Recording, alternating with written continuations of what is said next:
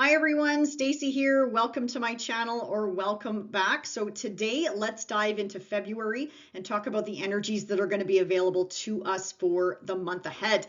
Yes, it's already eclipse season. Yes, we have Mercury retrograde this month, and also big news, something that only happens every 37 years. We have Saturn coming together with Neptune. So we'll certainly talk about that for all 12 signs and what that could manifest or mean for each and every one of us.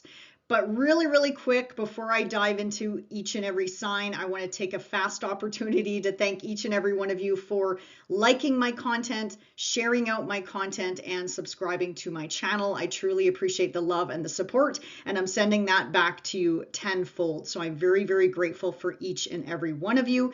Also, another reminder, I do not have your personal birth chart sitting in front of me. So keep in mind, these are general readings. I do use a whole sign house system for all of my videos here on my YouTube channel, and I also use Western tropical astrology as well. So as always, take what resonates, leave the rest. I'm very confident, even with the whole sign house system, you should be able to pull at least a few nuggets of information for the month ahead, but as always, take what resonates and leave the rest. I do recommend watching for your rising sign. I think that would be the closest that would resonate with you, but if you don't know your rising, that's okay. You can certainly watch for your sun sign as well to pull all this information and energy together for you for the month ahead. Now, if you are a cuspy baby, so whether this is your sun sign or your rising sign, I would say 24, 25 degrees until the end of a sign, so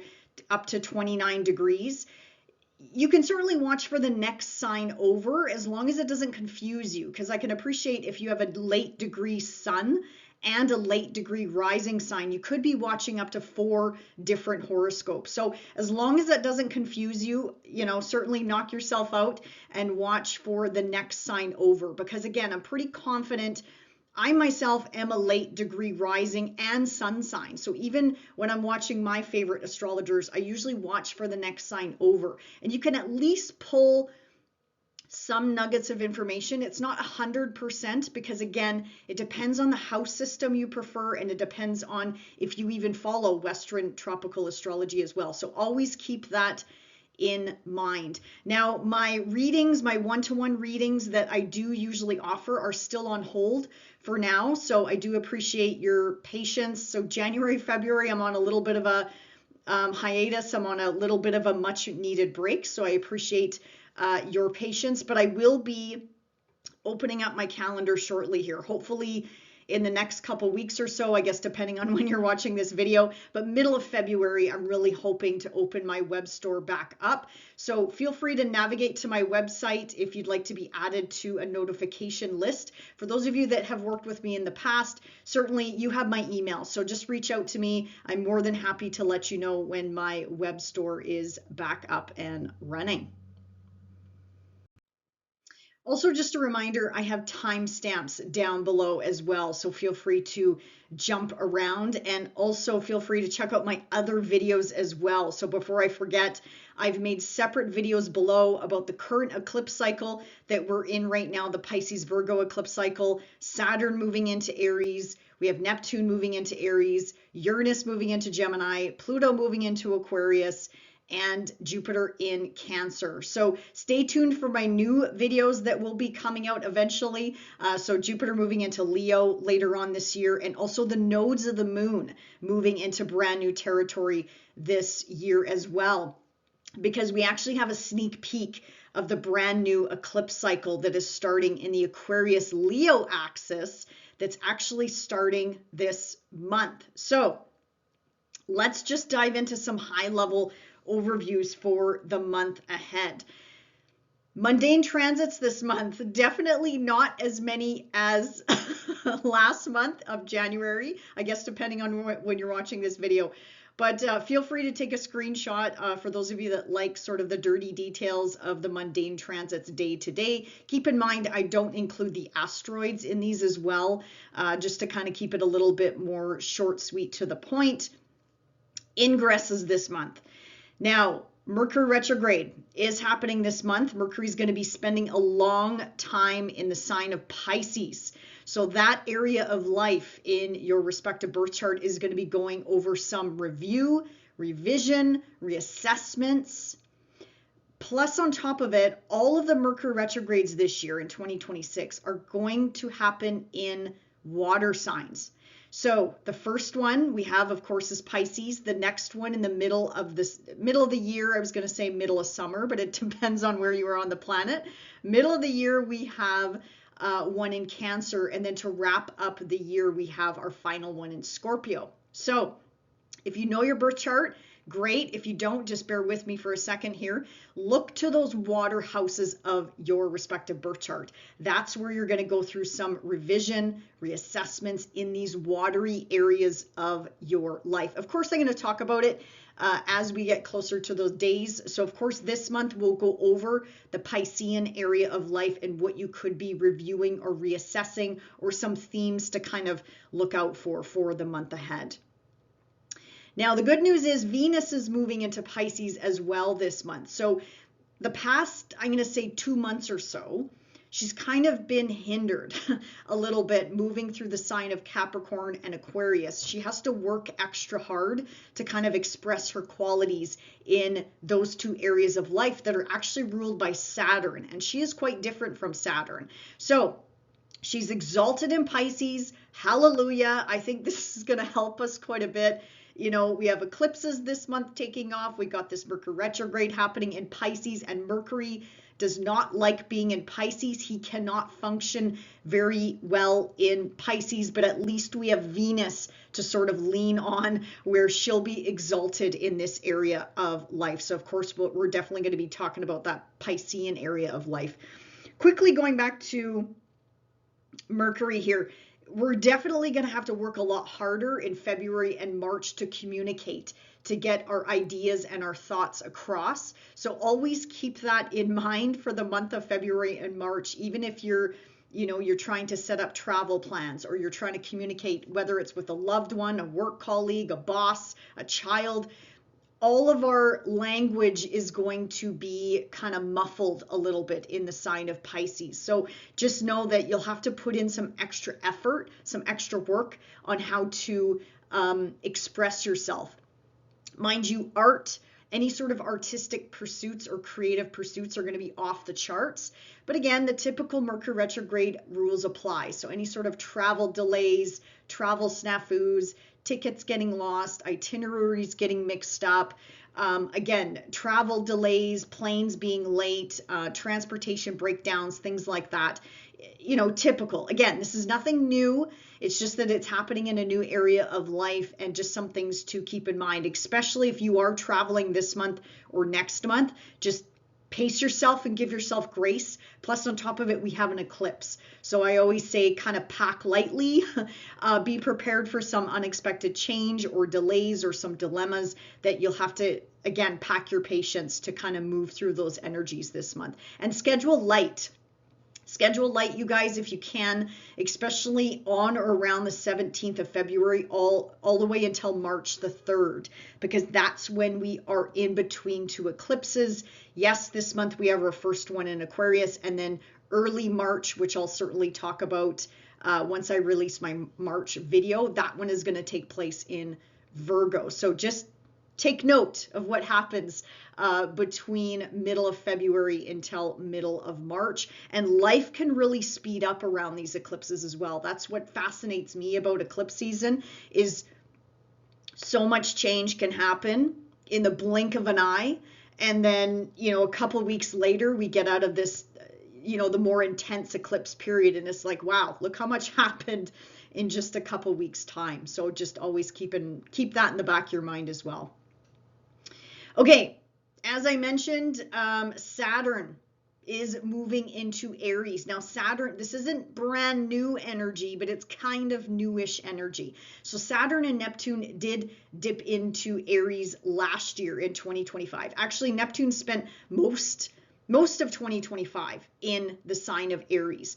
Now Saturn is joining the party, and as I mentioned, these conjunctions do not happen very often. So every 37 years, we have this conjunction where Saturn catches up to Neptune, because Saturn is faster than Neptune. Neptune takes about 165 years to go through all the 12 zodiac signs. Saturn takes about 29-ish years to go through all the zodiac signs. So I geeked out here a little bit on the dates if you're curious. By the way, I was trying to find an exact date of when Saturn and Neptune came together in Aries, and I don't know, it's been thousands and thousands and thousands of years. So this truly is a once in a lifetime aspect with both of these heavy hitters coming together, not only in Aries, which is the first sign of the zodiac. It's warrior type of energy, but it's at the goose egg. It's at the 0 degree mark, which in itself is a very critical, very sensitive degree point. So it's kind of like, you probably hear me saying it all the time, oh, new beginnings, new beginnings, new beginnings. But this is like a new beginning on steroids. This is like a new beginning times 100. So this is quite incredible. And this new beginning does pack an extra punch. Now, again, it's not about the day that these two come together, which is on or around the 20th of the month. They technically have been hanging out all of 2025, but it's that they're at the perfection. They're at the exact degree point, hand in hand, so to speak. Anyway, thinking back to February of 1989, if you were alive, if you were alive back then, I know I was. February 1989, 11 degrees of Capricorn is when they last came together in a fellow cardinal sign. So Aries is cardinal energy, which is again fresh new beginnings, fresh new starts, and same with Capricorn energy is a cardinal earth energy though. So think back to that time. And even before then, November of 1952 and December of 1952, they came together at 23 degrees of Libra. So again, if you were, well, probably half of you watching this maybe weren't alive back then. I know both my parents were born in 1952. So they don't have this exact conjunction, but it's pretty darn close. So again, for those of you, check your birth chart. Because again, this is an activation for you. If you do happen to have these two heavy hitters in, very close proximity in your birth chart, this is an activation for you. But again, very rare. This only happens about every, as I mentioned, 37 years. Okay, so I'll mention that quickly for all 12 signs. And sorry, let's get back to, what was I talking about? Ingresses here. So the sun also joins the party in Pisces here. So we have Mercury, Venus, the sun eventually moving into Pisces on February the 18th. Again, you guys, dates are on the slide, so feel free to take a screenshot because, yeah, forgive me, I know I'm bouncing around here. Just a reminder, Mars is still in Aquarius. So Mars is going to be in Aquarius for all of the month of February. And of course, he hops into Pisces, but not until March. So we'll talk about that next month. And yes, I just have another reminder. Neptune moved into Aries technically on or around January the 26th. Also going back to Saturn. Really quickly here. I know I'm throwing out dates here.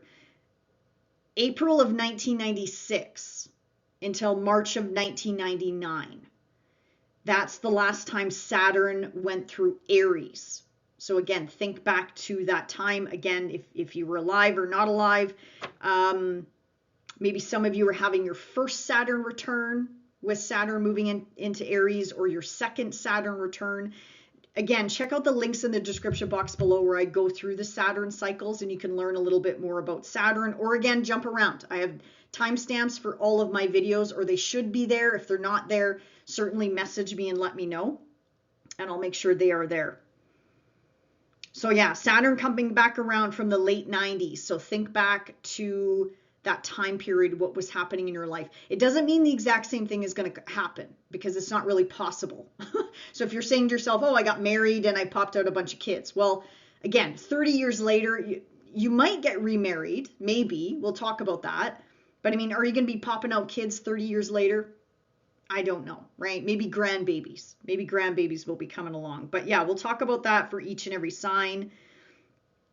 And then the last thing I wanted to just quickly mention is, yeah, this eclipse, this brand new eclipse. Again, I'll make a separate video about this, you guys, but really quick, we're having our first new moon solar eclipse in Aquarius that we have not had since 2008, 2009, where the North Node was here.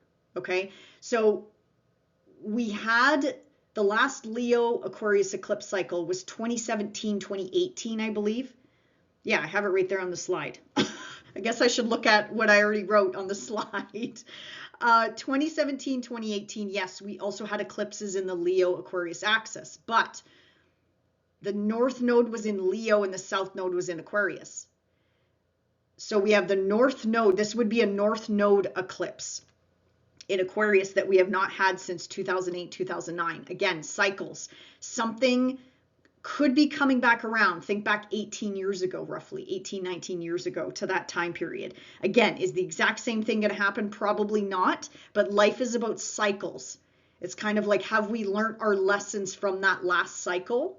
And clearly something needs to change in these two areas of life. So again, we'll definitely talk about the Aquarius part of your birth chart and what could be up for some change. Now, this is technically a new moon, but it is being impacted by the eclipse. It is being sort of blocked out. The sun is being blocked out. I believe this is the ring of fire effect. Also check where you are on the planet, depending on where you are. Some of you may see this and some of you may not witness this. So it just depends on where you are on the planet. Now, the nodes of the moon for Aquarius and Leo don't move along until July of 2026, technically. So this is just kind of a little breadcrumb. Well, for some of you, it might be a big breadcrumb being at 28, 29 degrees of Aquarius. Again, a very critical degree point. 0 degrees, 15 degrees, and 29 degrees of each and every sign are very sensitive. So again, this could be a big major life change for you that's coming down the pipe in February. And keep in mind your birth chart, your personal birth chart. Do you have anything at 28 degrees? This is going to add that additional layer. And of course, we're going to talk about that full moon in Leo as well, but it's not an eclipse, but we'll definitely talk about that. Also, all of the outer planets are direct except Jupiter.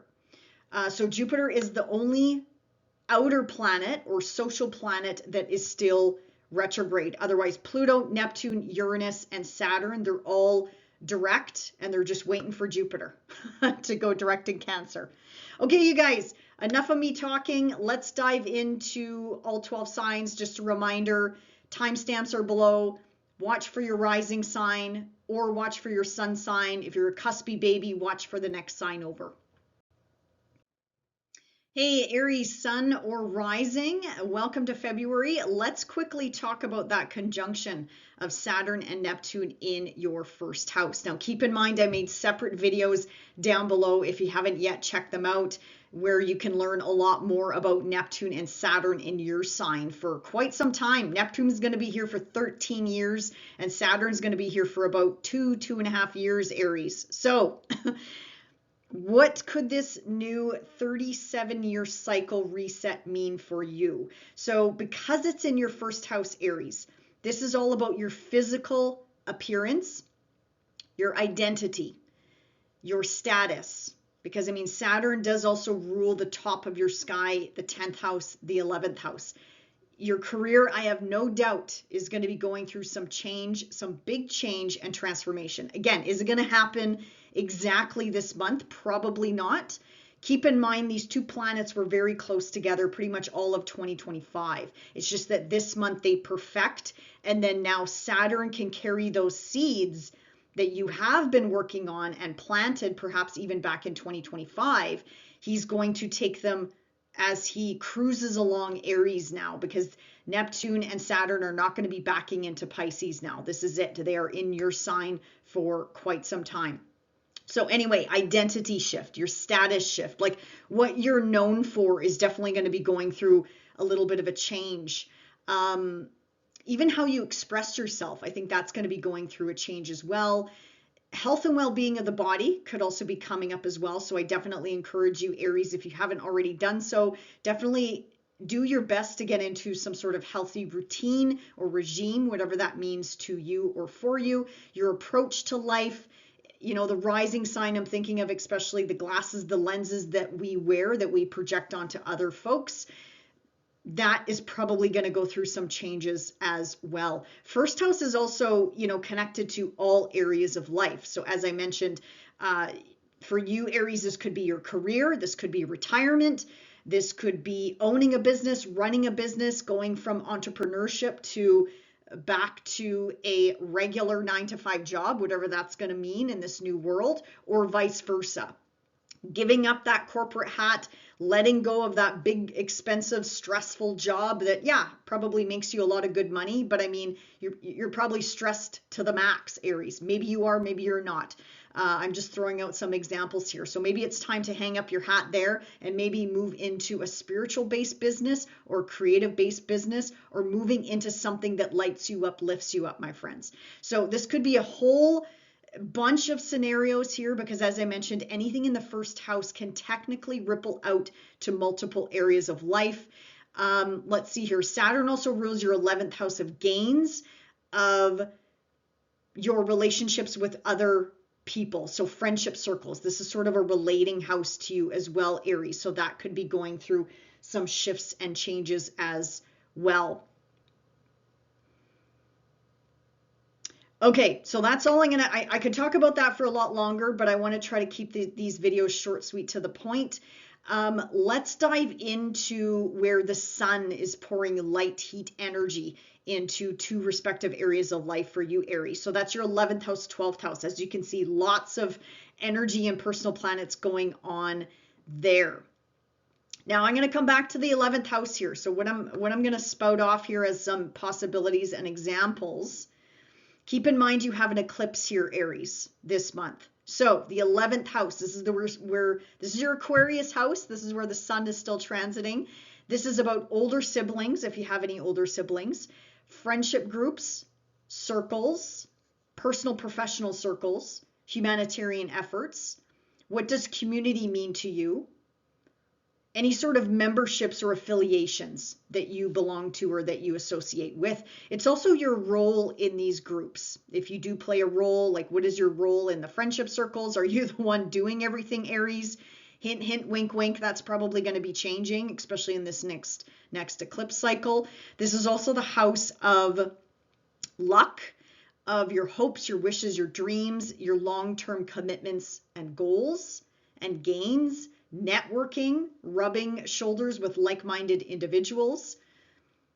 11th house is the future as well, planning for the future. Again, what lights you up and lifts you up, Aries, is what is going to kind of be in the spotlight, not only this month, but again, keep in mind, this 11th house is going to be up for some big change with this brand new eclipse that's also going to be happening in here this month. Also, Aries, taking a look at who supports you. So maybe moving away from friendship circles or humanitarian efforts or group efforts or community efforts or professional circles that don't lift you up, don't light you up, don't support you. If anything, if there's any groups, Aries, that bring you down, this is the cycle to get rid of them. You can certainly get rid of them this month, slowly but surely. Especially with Mars here, Mars cuts and severs those relationships that just don't suit you anymore. And again, this might not be about you. This could be about a sibling that's going through a lot of changes and shuffling this month. But again, keep in mind, this is a longer eclipse cycle that's starting in 2026. And it's taking us well into 2028, for example. Okay, now once the sun moves into Pisces, we have Mercury retrograde here. We have Venus here. She's exalted here, but Mercury doesn't like being in Pisces. He has a very hard time articulating himself when he's in this watery sign here. Now, the 12th house is hidden. It is more hidden. It's kind of like what's happening behind closed doors. it's awakenings, it's spirituality, it's solitude, it's rest, it's healing on multiple levels. So on a soul level, mental, spiritual, physical, psychological. It's also a deep psychological house as well. It's reflecting on the past, things coming to a head. If anything does come to a head this month, Aries, well, even in March as well, with this Mercury going back and forth, I'm thinking it's being brought up for a reason, for you to acknowledge it, for you to heal it, and for you to let it go once and for all. Now, I know that's easier said than done. I'm making it sound easy. I can appreciate that. But work with who you need to work with, whether it's a shaman, whether it's a counselor, whether it's, leaning on your faith, leaning on religion, spirituality, whatever that means to you, Aries. Getting the help that you need, whether it's in solitude, like behind closed doors, or again, surrounding yourself with the right people that's going to help you through this change. I mean, maybe some of you are still going through some big life shifts and changes. Maybe some of you launched something in 2024 or 2025. If you've been following me for a while, we talked about Saturn and Neptune in your 12th house. It's kind of like you're percolating on something, right? Like something is stirring inside of you that wants to be brought to the surface. So maybe you're still kind of going through those growing pains. And I wouldn't be surprised, Aries, because again, this is not an overnight thing. This is a brand new cycle that's starting, and you are personally, professionally, whatever you want to call it, going to be impacted by it. So even if this has nothing to do with you, which I kind of doubt it, unless Aries is not your true first house, this could be about other people, like in the professional sphere, retirement, people that you live with. I have a feeling this change could also bleed into your home life or people that you live with as well. Again, friendship circles, spirituality, belief systems, your belief systems versus other people's belief systems. So anyway, Aries, lots could be going through your mind this month. And keep in mind, that Mercury retrograde in the 12th house. This might be a quieter Mercury retrograde for you just because it is in the 12th house. But again, the typical Mercury retrograde rules apply, my friends, because Mercury, I see, does rule your 3rd house and 6th house. Those are pretty busy houses. So again, transportation snafus, delays, breakdowns, planes being late or having to be canceled, itineraries getting mixed up. If you are traveling this month, Aries, just double, triple check everything. Just make sure everything is up to snuff.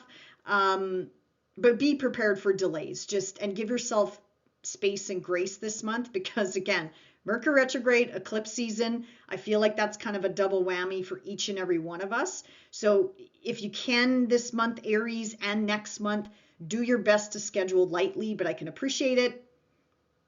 Everybody's on their own timetable here. Just all we can do is the best that we can do. This is what I love about astrology, is more so the heads up type of energy. Okay, let's jump to the lunations this month. So we talked about that, and I have all the dates on the slide here, Aries. So feel free to take a screenshot if you'd like to sort of see the dates and circle them on your calendar. So we talked about that brand new solar eclipse happening in Aquarius at 28 degrees. Again, eclipses hide and conceal, Aries. So some of you, this is going to be loud and proud in your face, and some of you it won't be. It'll be revealed later on. So again, think back to 2008, 2009. That's the last time we had a North Node eclipse. There could be some flavors of 2017, 2018 in the mix. But again, the nodes were reversed though. So again, is the exact same thing going to happen? Probably not.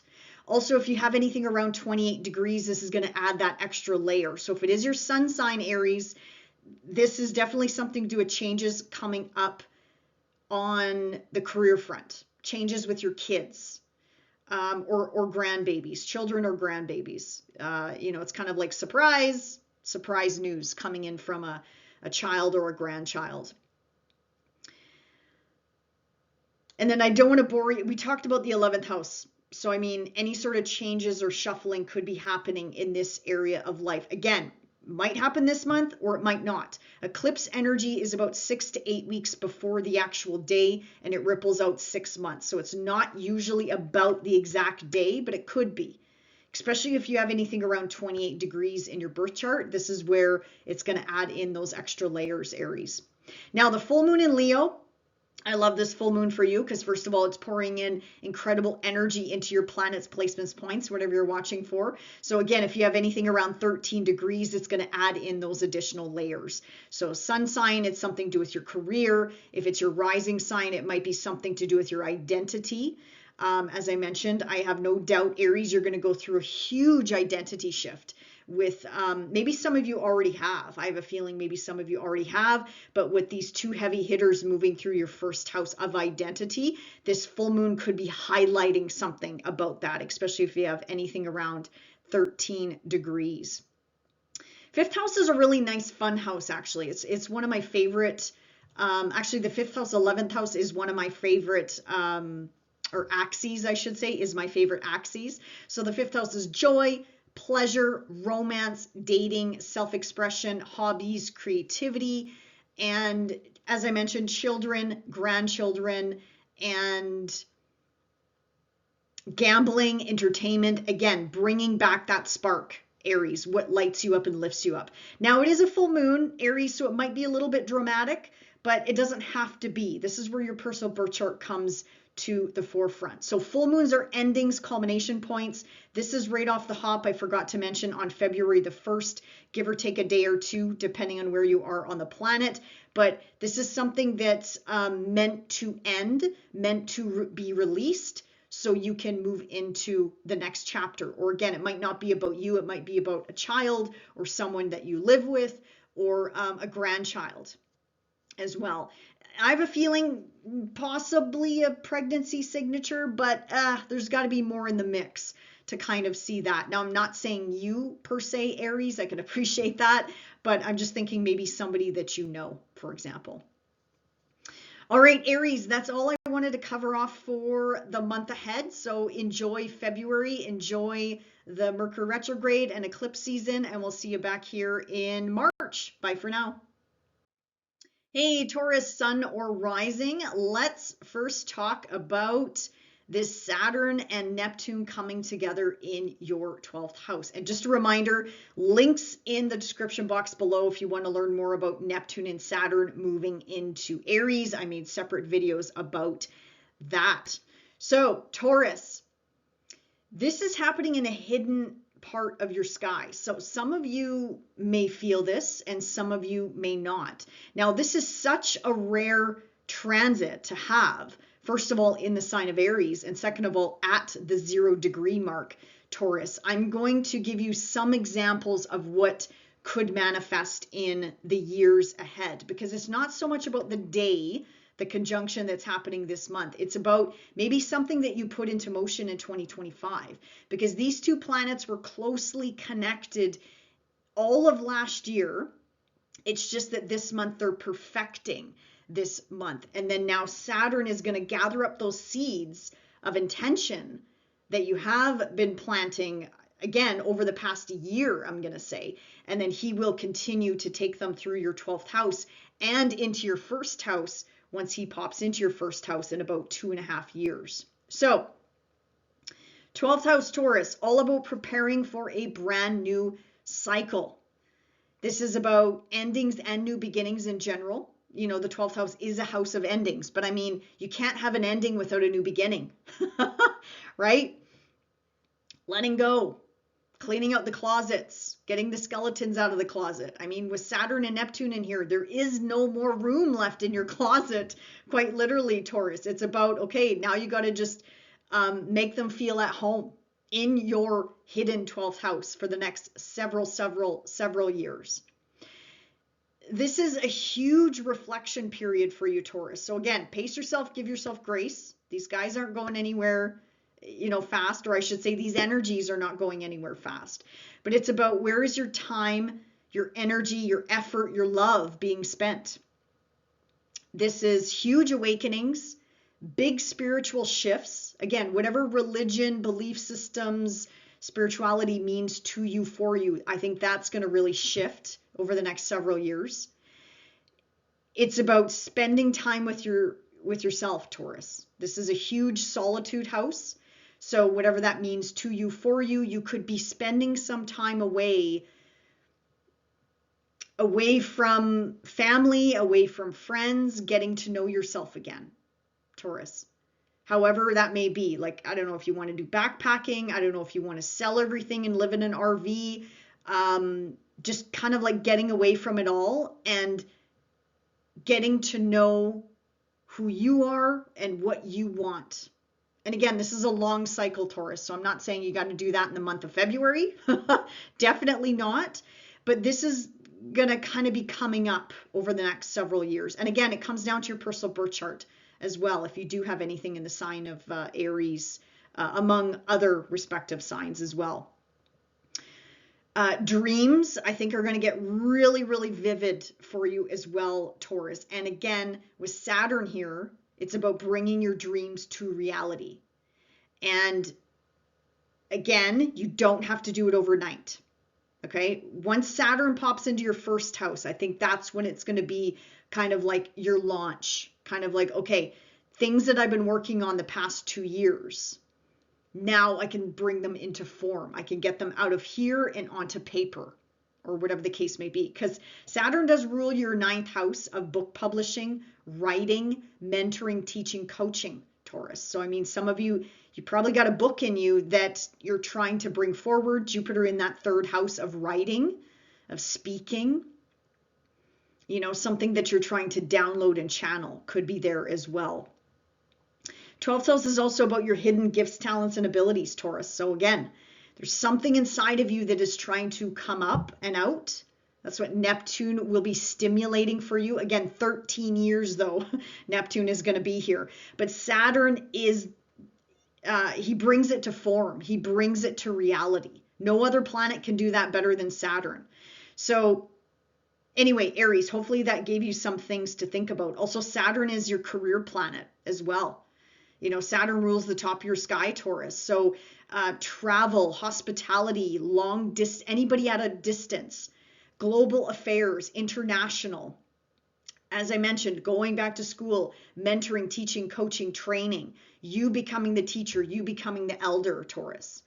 And then bringing that into the career front and making this is about your status, your reputation, what you're known for. Something's going to be changing and shifting over the next several years.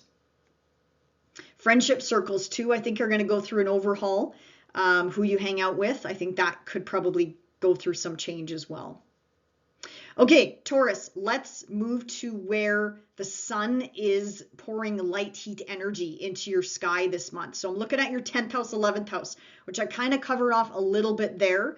You also have an eclipse upstairs in your 10th house, Taurus, which is a brand new cycle. Like the nodes of the moon haven't even moved in here yet. They're still in Pisces and Virgo.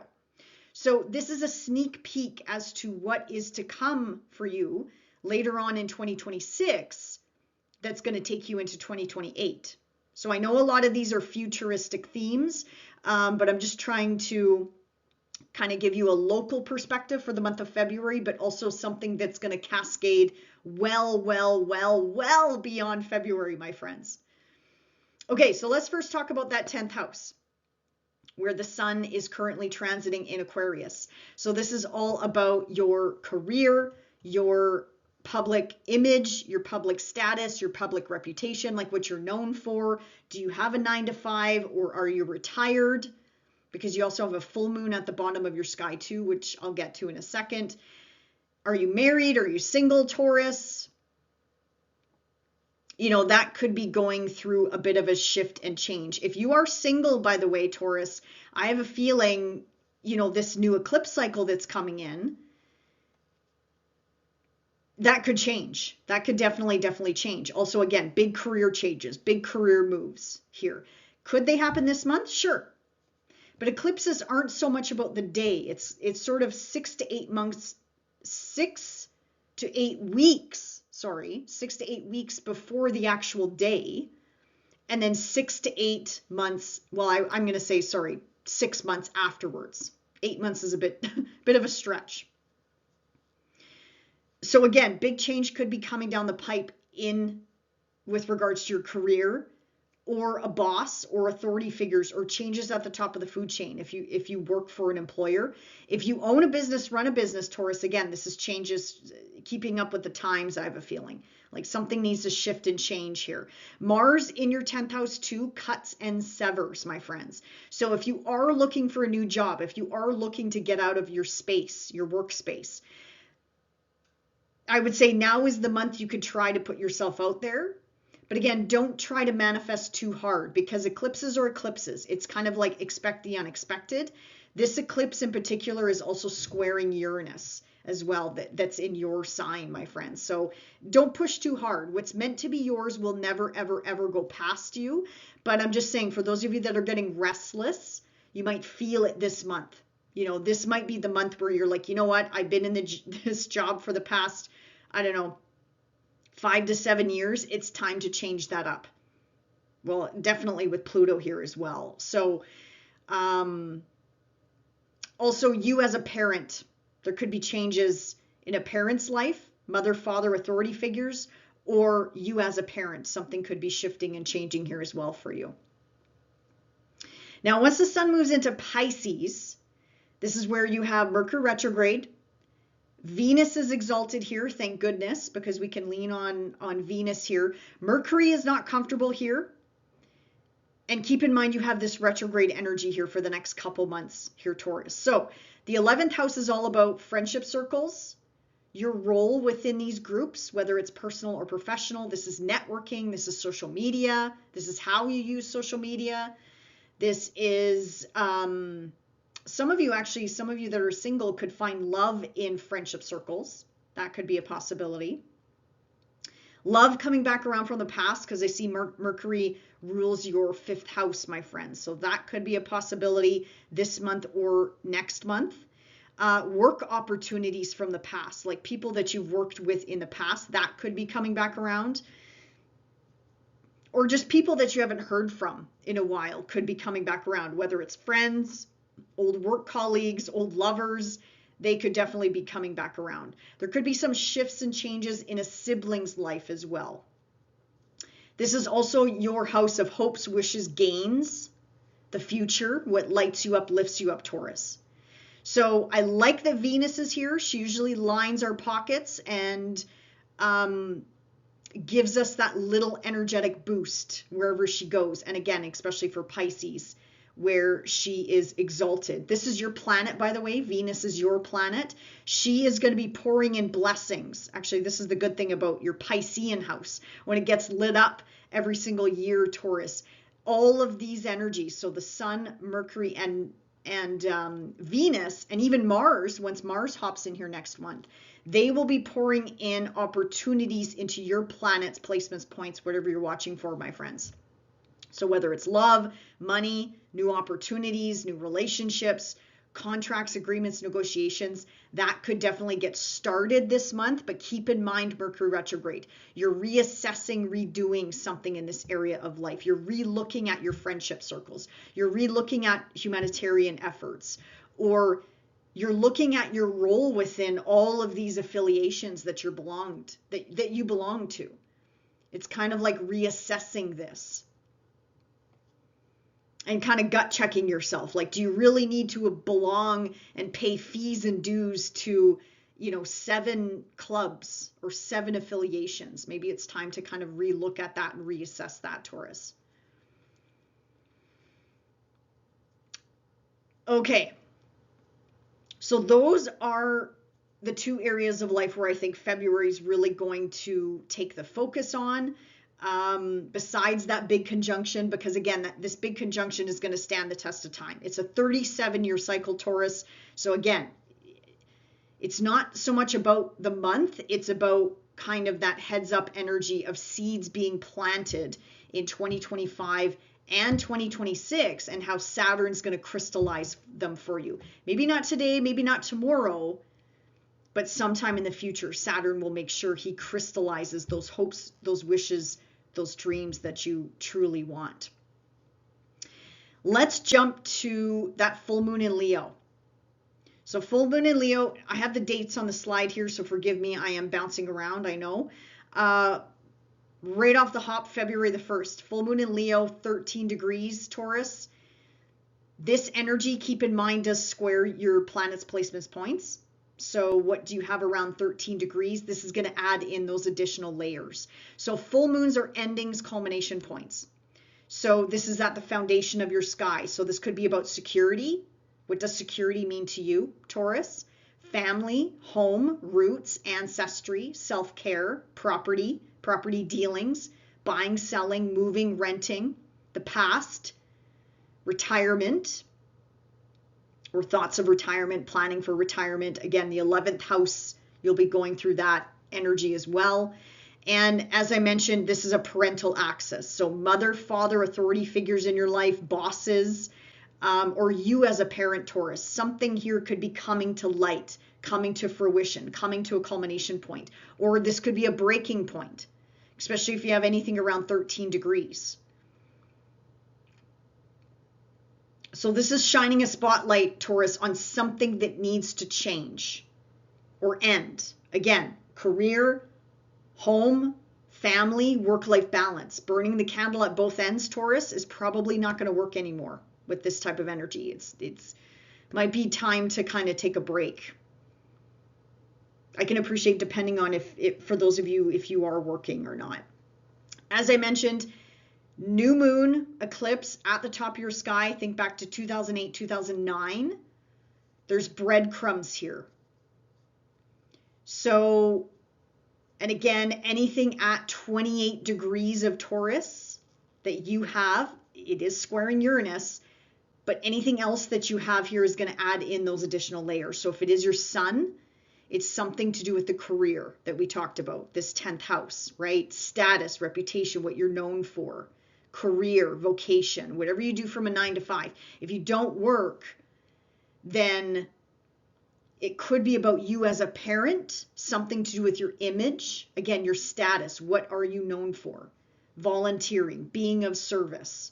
Or it could be something related to the home front, home, family, foundation, people that you live with, Taurus. All right, my friends, that's all I wanted to quickly talk about for the month ahead. So enjoy February and we'll see you back here in March. Bye for now. Hey, Gemini sun or rising, welcome to February. Let's first talk about this conjunction of Saturn and Neptune that only happens every 37 years. And it's very, very rare for it to happen in Aries, let alone at 0 degrees of Aries. So Gemini, really quick, I'm going to ramble off some examples. Keep in mind, it's not so much about this month and what's going to manifest this month. It's just that these two planets are perfecting this month. These two planets have been dancing very close together all of 2025. So seeds that you have been planting or working towards in this area of life, Saturn is now going to take those seeds and start to move them forward for you in this respective area of life. And they're going to stand the test of time because, again, a 37-year cycle is just being fired up in your 11th house here. So Gemini, this could be about an older sibling. This is also the house of friendship circles, groups, people that you hang out with by choice or by profession. That is definitely, I'm going to go out on a limb and say your friendship circles are probably going to shift and change, Gemini. Is it going to be overnight? Absolutely not. Absolutely not. So don't panic. Don't be like, oh my God, I don't want to lose my friends. Neptune here will dissolve certain friendship circles that no longer suit you, no longer light you up, lift you up, and support you. And then Saturn in here could actually bring in older people that are older than you, more mature, or bring in sort of like a mature angle to them. So they could be the same age, but just they have a different outlook on life. They could be coming into your life or stepping into your life a lot more often. Again, Saturn's going to be here for 2.5 years. Neptune's going to be here for 13 years. So we're just getting started, Gemini. We're just getting started. If you want to learn more about Saturn and Neptune, check out the links in the description box below. I go into more details about Saturn and Neptune and what they mean, like the energy they bring to the table. Anyway, so friendship circles, groups, networking, personal, professional affiliations or memberships. It's also your role within these groups, probably up for some change. Your hopes, your wishes, your dreams also lie in the 11th house. So that future long-term planning is in the 11th house as well. Social media, how you use social media. And again, anyone around you that supports you. So if there's anyone around you, Gemini, that does not really support you and you've been kind of ignoring it, turning a blind eye at it, Saturn here is he's the taskmaster. So he's going to take you to task on that. And he's going to test these friendships and make sure that the people that are left around you after this transit, they will be solid. They will be the kind of people that you want to rub shoulders with and be around with, for example. Okay, so those are just some examples, Gemini, of what this new beginning that's technically starting this month, but again, probably 2025, there would have been some flavor here as well. And this is going to stand the test of time, my friends, thanks to Saturn. This also Saturn's one of your one of your financial planets too. So this could involve spousal support, how you earn a living, how money comes to you, through you, for you.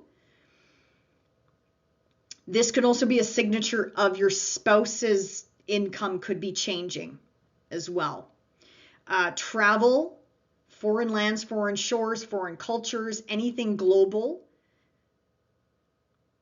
Religion, belief systems, and things like that are also probably going to go through a bit of a shift and pivot. And Neptune rules the top of your sky, your career, my friends. So anything you want to crystallize and bring into form when it comes to your career, Saturn and Neptune will be working with you as well. But again, Saturn's going to make you put in the work.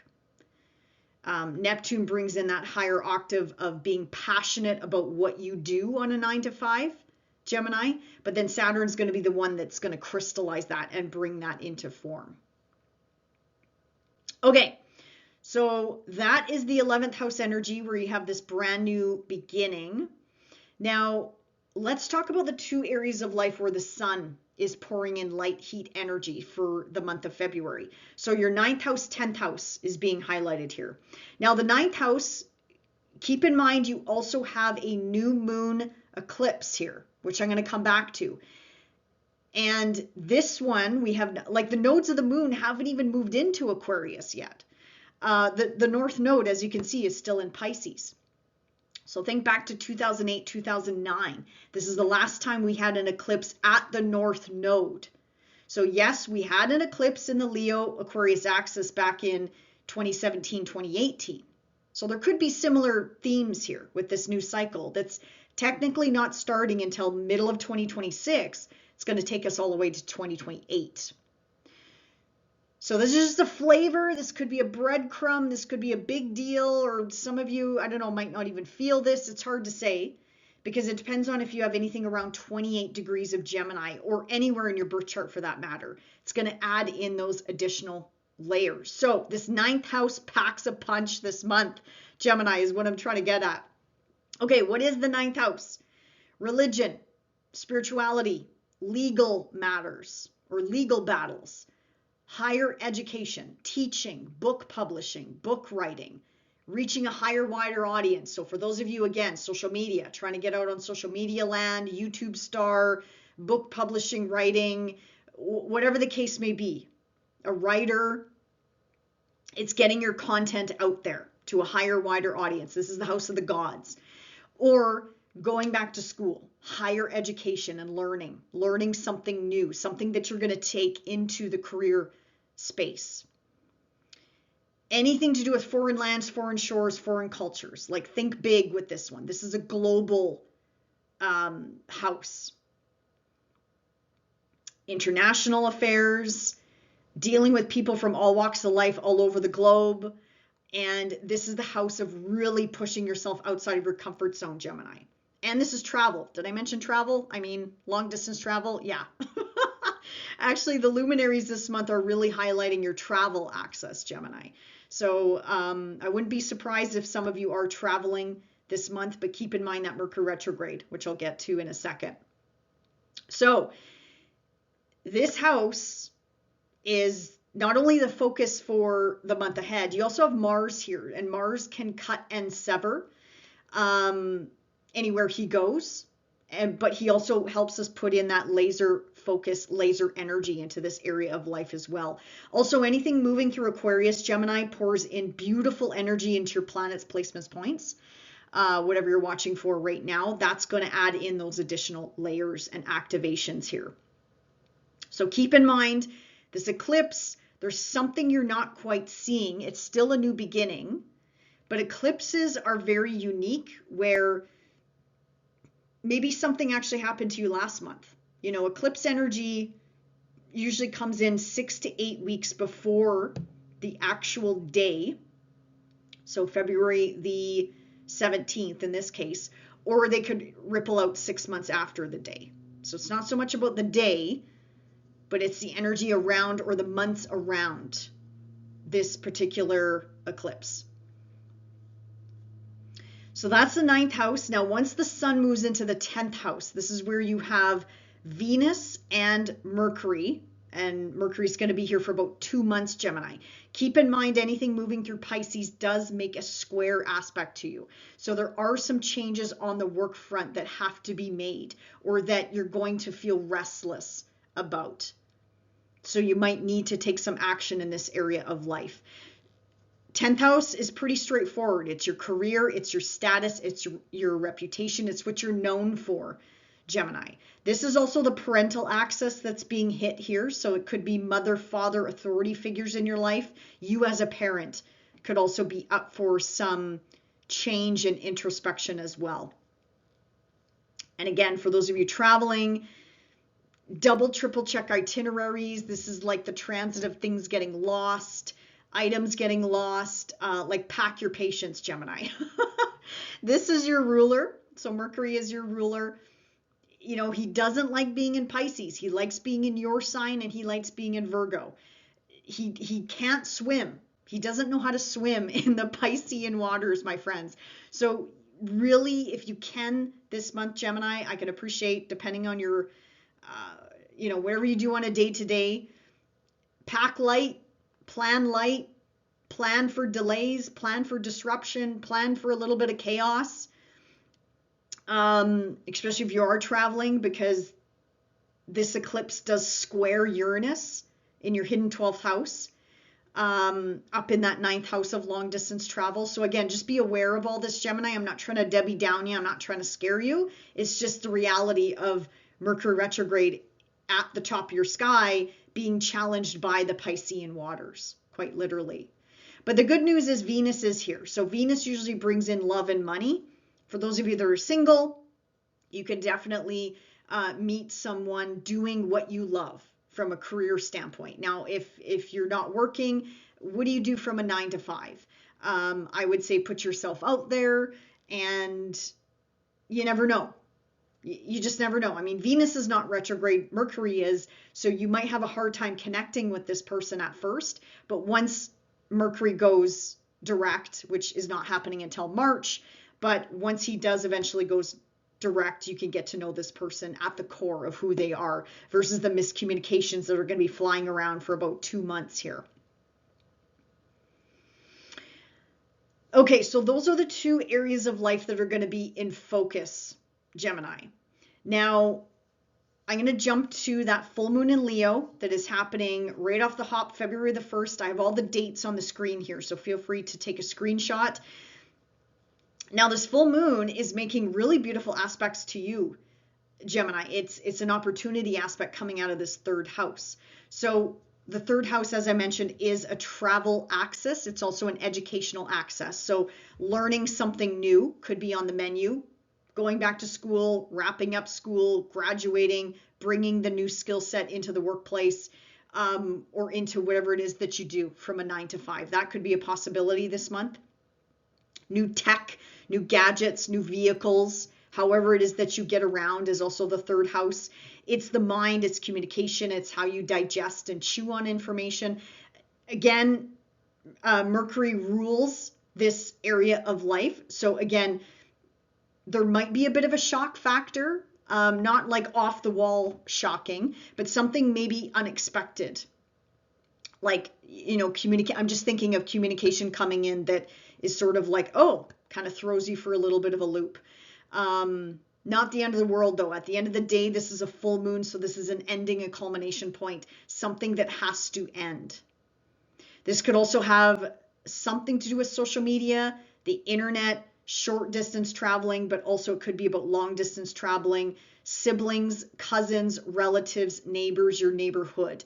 Third house is local, whereas the ninth house we talked about is more global, more at a distance from you, Gemini. So that entire axis is definitely being highlighted this month. So it could be either or, could be a little bit of mix of both. So just sort of a heads up energy there. And as I mentioned, brand new beginnings in this ninth house, my friends. Think back to 2008, 2009. It could give you some clues. And again, if you have anything around 28 degrees of Gemini, this is going to add in that extra layer. So if it's your Gemini sun, this is your career expanding globally. You going global, you taking your career higher, wider, or incorporating technology, something at a distance, maybe taking a job at a distance or moving or relocating. Because again, the third house, ninth house could be new community, right? Surrounding yourself with new, different, like-minded people. Aquarius brings in that unique flair and aspect, Gemini. So yeah, very interesting month ahead. But like I said, schedule light if you can. I can appreciate it. Life's got to go on, my friends. I get it. This isn't new. Mercury retrograde's not new. It's just that Mercury, your ruler's really challenged this month, being in the sign of Pisces, unfortunately. So, but we'll make it through, my friends. If those of you in the creative world, art, music, writing, poetry, anything like that, oh man, it's going to be off the charts. So utilize that energy if you can, Gemini. Anything artistic, any sort of hobby, anything that you're interested in. Again, anything that lights you up, lifts you up, my friends. That could be really beneficial this month for you, and even next month for the month of March. All right, Gemini, enjoy February, and we will see you back here in March. Bye for now. Hey, Cancer, welcome to February, and this is for Cancer suns or risings. Let's first talk about this Saturn-Neptune conjunction at the very, very, very top of your sky, my friends. Also, if you have anything around 0 degrees of Cancer, this is going to add in those extra layers of manifestation in the next many, many, many, many, many years. This is a 37-year cycle that's starting. This does not happen every day. Let alone in the sign of Aries, let alone at the 0 degree mark, my friends. So I'm going to give you some examples. It's not so much about this month. Neptune's going to be here for 13 years. Saturn's going to be here for about 2.5 years. So it's about the seeds that you have planted already in 2025, because these two were very close in the sky as it is, wrapping up in Pisces, moving into Aries, your 10th house. Saturn is now going to take those seeds and encase them, protect them, and now carry them in through your career sector and beyond. So it's not going to happen overnight, Cancer, but I'm going to give you some examples here of what this could possibly manifest as. Definitely relationships. Saturn is your relating planet, Cancer, so this could be about relationships, how you connect one-to-one with individuals. This could be about marriage. This could be about common law. This could be about going from married to divorced or single to married. This could manifest in so many different ways, Cancer. If you're in a solid, stable relationship, don't worry about it. I'm not here to instill fear. Also, if you want to learn more about these planets, Cancer, check out the links in the description box below, where I go into way more detail of what these planets could bring to the table. Keep in mind, this is a square to your energy, Cancer. So Saturn and Neptune, yes, they'll be working with you in this area of life, but they're both challenging you to take this energy higher and wider for your greatest good. So again, if there's a partnership, a relationship, a job that is no longer working, Saturn and Neptune here are going to help you eliminate it and bring in something better, something more solid, stable, reliable, for example. But again, it's not going to happen overnight, my friends. These are just examples. Career changes, big career changes, big financial changes as well. Your partner's income, whether in business or love, probably will go through some shifts and changes as well. 10th house is also about you as a parent. So it could be about your parents if they're still with us, or grandparents if they're still with us, or you as a parent. Your parenting style might go through a bit of a shift and a change. 10th house is also about authority figures and bosses as well. Saturn in the top of the sky can make a boss very hard on an individual. So again, that gut check of, do I want to continue in this work? Do I want to continue in this job? And again, Cancer, it's not going to happen overnight. So please don't panic that this is all going to come down the pipe in February.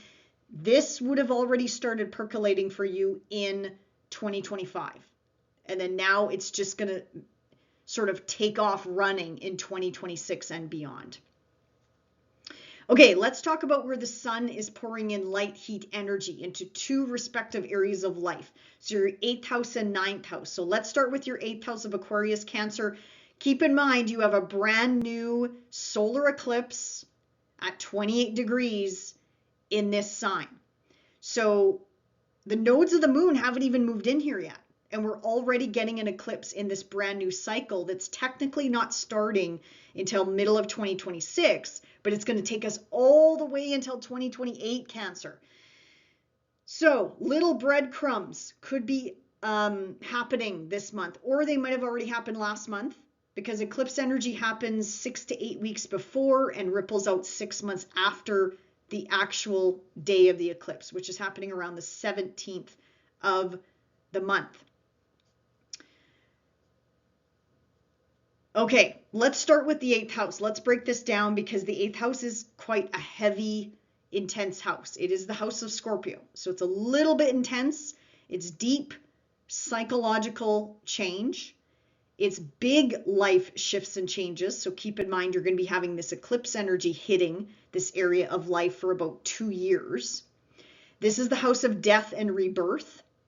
So metaphorically speaking, of course, Cancer, I'm not saying you're going to be dying, but I mean, Pluto here emphasizes that as well, of death and rebirth, stripping you down to your core, authentic core, Cancer, of who you are and what you want to bring to the table in this area of shared resources. This is a mundane house of taxes, debts, loans. I would recommend, Cancer, keep your nose clean with this transit, especially not only with this transit, for the eclipse cycle ahead. That could come into focus in some way, shape, or form, because eclipses conceal. So there's something here that you might not be seeing clearly with regards to taxes, debts, loans, shared finances, shared resources, and mortgages, Cancer. So definitely you'll have to have your spidey senses about you. You are a very intuitive sign, so you might need to lean on that as well. I mean, it is tax season after all, so the sun here could definitely put your laser focus into that. Same with Mars. Wherever Mars goes, he puts that laser focus in here as well. As I mentioned, shared finances. So it might not be, spotlight is also on your partnerships, Cancer. So whether you're in a marital relationship, business partnership, focus could be on their finances and resources as well. Something here's got to change. With this new eclipse cycle coming up, something here has definitely got to change. Property, inheritance, the shadow. This is also the house of intimacy, sexuality, fear, power, control. Could also be coming up, bubbling up to the surface, Cancer.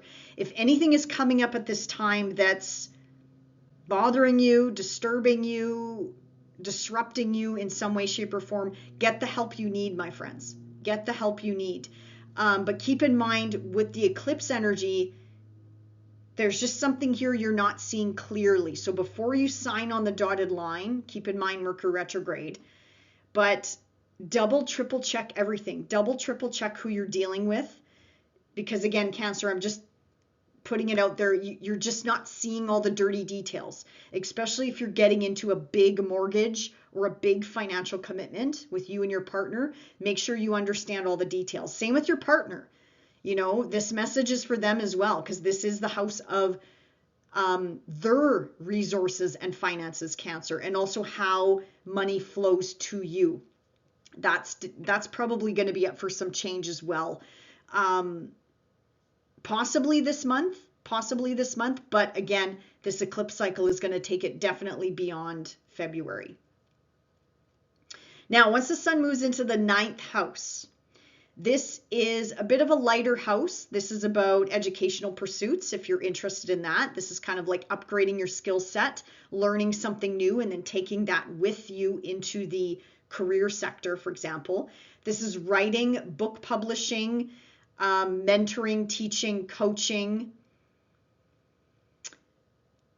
traveling as well, Cancer. Maybe some of you are traveling. This is long distance, so this would be at a distance for those of you that are interested in traveling. Anything to do with foreign lands, foreign shores, foreign cultures, and this is about stepping outside your comfort zone a little bit, Cancer. So I do like this energy for you because it is pouring in positive, harmonious energy into your sign, Cancer. So we got Mercury here, Venus here, and then the sun eventually joins the party as well. Now, Mercury retrograde is a little bit funky in a travel house, my friends. So just a heads up, double, triple check your itineraries, double, triple check your plans. You might have to try, all of us are going to have to try really, really, really hard to communicate ourselves here this month and next month, thanks to, like, Pisces just can't really, or sorry, Mercury struggles to function in Pisces. Like, he can't swim. And he's going to be retrograding in all of the water signs this year.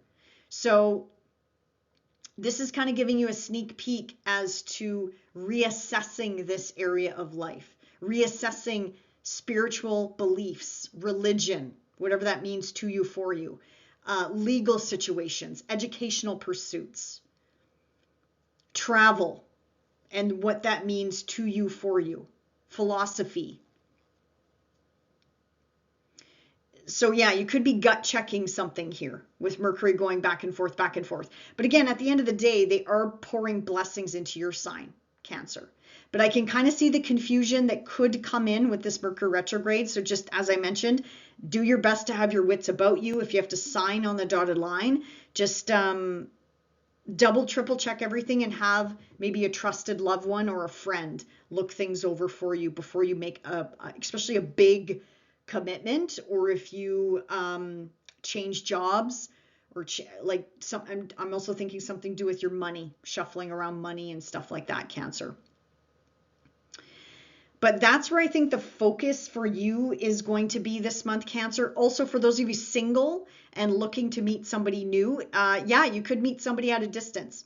And I can see also you could meet them online as well. Or you might meet someone abroad and then find out they're from your local, I don't know, state or province. You guys are from the same province or the same state or the same country or something. You know, you could run into local people while you're traveling, and that's thanks to Mercury up in the 9th house as well. It's kind of like, yes, you meet foreign people, different cultures, being exposed to that, but then somehow the world is a small place, and it's kind of like, oh, yeah, you know, you're just down the street from me.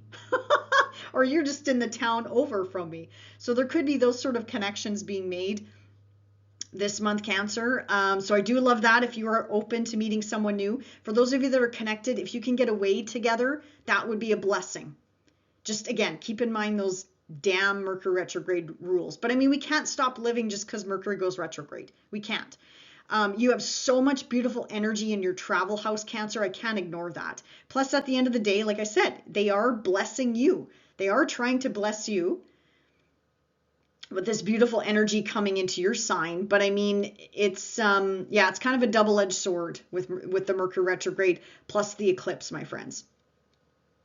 Okay, let's jump to the full moon in Leo. So this is happening at 13 degrees, and this is in your second house. So this is another money house, Cancer. So that's really going to be the highlight for the month ahead, is something to do with restructuring or looking at your finances, resources. How does money come to you?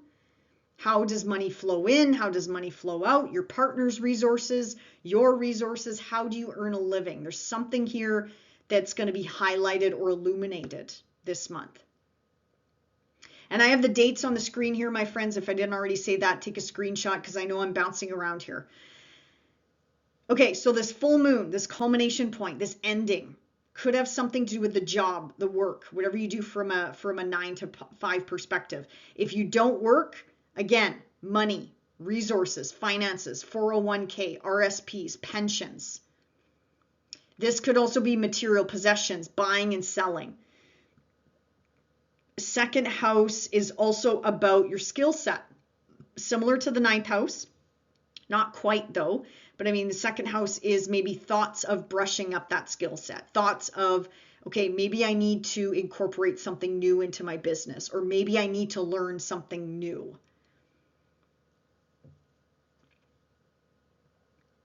Some of you, I'm just going to say it because for some reason I'm being shown, some of you it's about how, something to do with how to parent.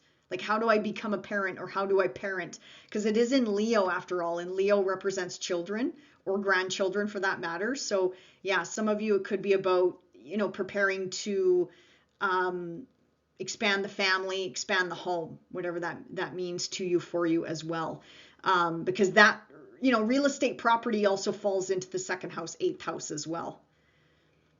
It's anything that belongs to you, Cancer, like material possessions. That could be kind of in the spotlight this month. So endings and new beginnings on the financial front. Just keep in mind, again, that eclipse in that eighth house. Think back to 2008, 2009. That's the last cycle. We had the north node in Aquarius, not the south node, the north node in Aquarius. Flavors of 2017, flavors of 2018 might be incorporated into this new beginning as well. But just keep in mind, not the exact same thing is going to happen, but you might see some patterns resurfacing this month that connect back to those time periods. All right, Cancer, enjoy the month ahead, and we'll see you back here in March. Bye for now. Hey, Leo, sun or rising, welcome to February. And let's first talk about that conjunction of Saturn and Neptune that is happening in your ninth house. And this is quite rare.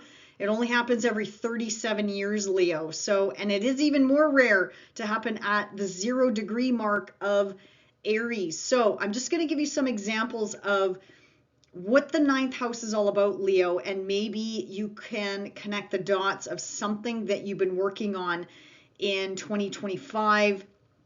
Now it's time to sort of plant those seeds of intention with Saturn, because Saturn will crystallize your hopes, your wishes, your dreams, aka Neptune in this area of life, crystallize them into form and carry them well, until the end of days, you may as well say, because anything to do with Saturn will stand the test of time. Yes, there's going to be some readjustments along the way, likely every 7 years or so, because that's sort of the cycle that Saturn works in.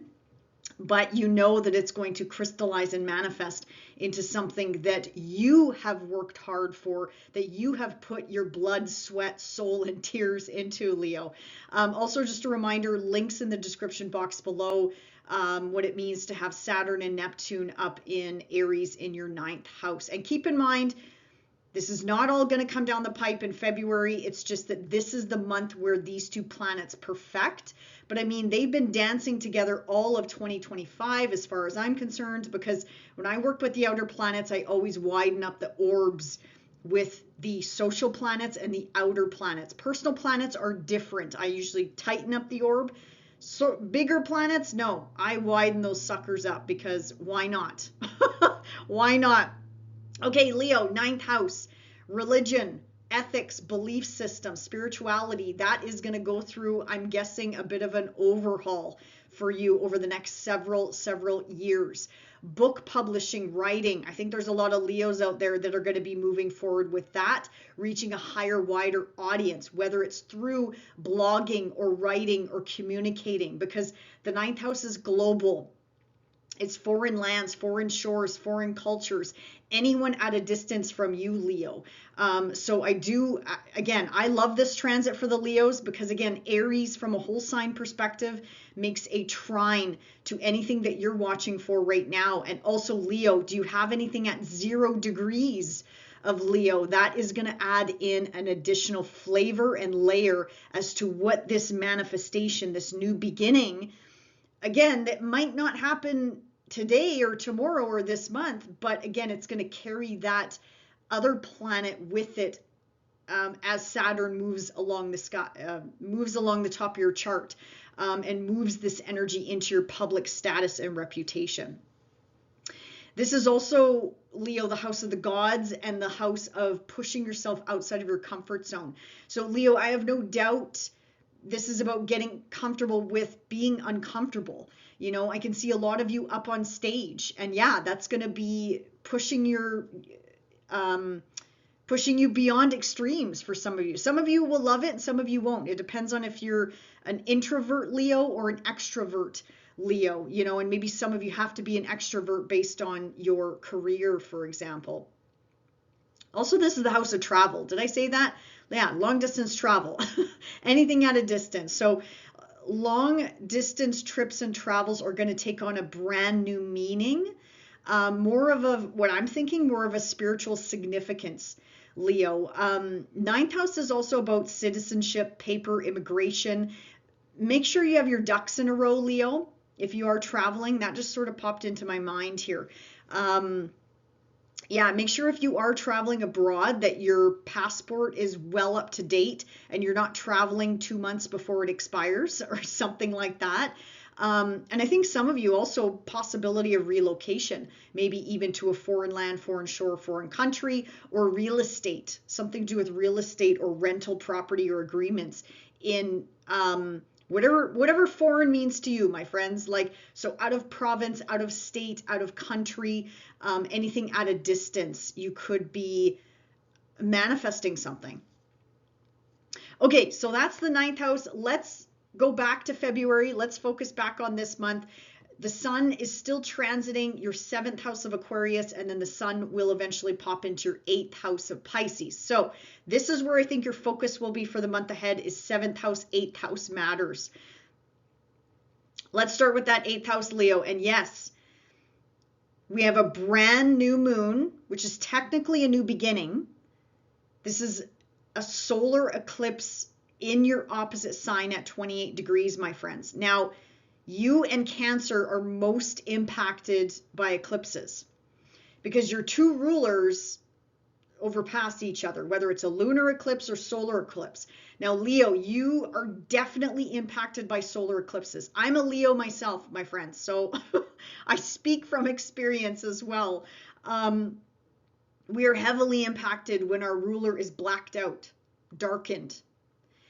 And that's what this is kind of a ring of fire effect. So Leo, if you have to sign on the dotted line this month, any contracts, agreements, negotiations, please, please, please have a trusted friend, a trusted loved one, a trusted whatever, whoever, to double, triple check the details for you, my friends, because there might be something you're not quite seeing clearly. Plus, on top of it, Mercury is retrograde this month. Not till the end of the month, but I mean, he's in shadow most of the month, in your 8th house of shared finances and shared resources, taxes, debts, loans, mortgages, my friends. So you see how this could really make an impact on you this month. Again, I'm not saying, Leo, hide under a rock, hide in your bed, hide under your bed until this is past. No, we still got to live our lives, right? This is what I love about astrology. It's just a heads up type of energy. The world is not coming to an end, my friends, okay? 7th house of partnerships. Contracts, agreements, renegotiations, business partnerships, marital relationships, love relationships, anyone or anything that you're connected to. Well, I shouldn't say anything, any human, let's say, for now. Leo, any human, one-to-one connection. So it could even be friendship circles, you know, family members and things like that. I mean, Mars rules your fourth house. Mars is in here scratching around too. This can make those relationships feel a bit tense at times. Mars also cuts and severs, Leo. So, you know, ending a contract is expiring. Endings and new beginnings here on the 7th, in the 7th house. For those of you that are single, this new eclipse cycle, I mean, Pluto in here in your 7th house will bring in a very powerful partner, powerful, potent partner, Leo. But I mean, Pluto's going to be in here for like 18 years. So again, it's very slow ass energy. But eclipse energy, and with Mars in here, bringing in the possibility of a sexual partnership, Mars in your 8th house of intimacy, also a partnership signature. Eclipses can bring in someone so fast. So someone could leave your life and enter your life within a couple weeks, Leo. Think back to 2008, 2009. That's the last time we had an eclipse at the North Node, my friends, at the North Node in Aquarius. And the nodes haven't even moved on yet. So we're not technically going to get into this cycle until middle of 2026. It's going to take us into middle of 2028. Stay tuned. I'll make a separate video about this, Leo, where I'll dive into more information. But for now, just a heads up, this month, coming down the pipe, new work opportunities, new relationship opportunities, whether in business or in love, or changes to your current contract. If you're a contractor, an entrepreneur, a business owner, 7th house is the people that you attract, like your client base too, Leo. That's being really highlighted this month. So that's definitely where some of your focus is going to be. And again, if you're single and looking, it could be full on this month. Just take it easy, my friends. Take it easy, because the eclipse blinds us. We're not quite seeing people clearly, and that's okay. That's what eclipses do. Also think back to 2017, 2018. That's when the nodes were flipped though. That's when we had the North Node in Leo, South Node in Aquarius, but similar eclipses would have been activating your 1st house, 7th house axis, my friends. So anyway, this is just a heads up, food for thought, but definitely 7th house of partnerships is highlighted this month. Now your 8th house is also like heavy influence here. Venus is here, which I love because she's exalted. Mercury does not like being in Pisces. Mercury can't swim. So Mercury likes being in, so Mercury actually is one of your money planets, Leo, because Mercury rules Virgo, your 2nd house, and Mercury also rules your friendship circles. So this could be old lovers coming back from the past. This could be old friendship circles coming back from the past. People like networking, personal, professional, people you haven't heard from in a while. But yeah, Mercury retrograde bringing these people back in some way, shape, or form. 8th house is a bit of a heavy house. You know, I'm not going to lie, deep psychological change. I mean, what am I talking about? You just had Saturn and Neptune here. You just had Saturn here for 2.5 years. You had Neptune here since 2010, 2011. Okay, you probably know what the 8th house is all about, Leo. Mundane stuff, taxes, debts, loans. It is tax season after all. Venus here will help you get your bang for your buck. If you are filing taxes, by the way, if you can file your taxes sooner than later, great, but watch out for those shadow periods.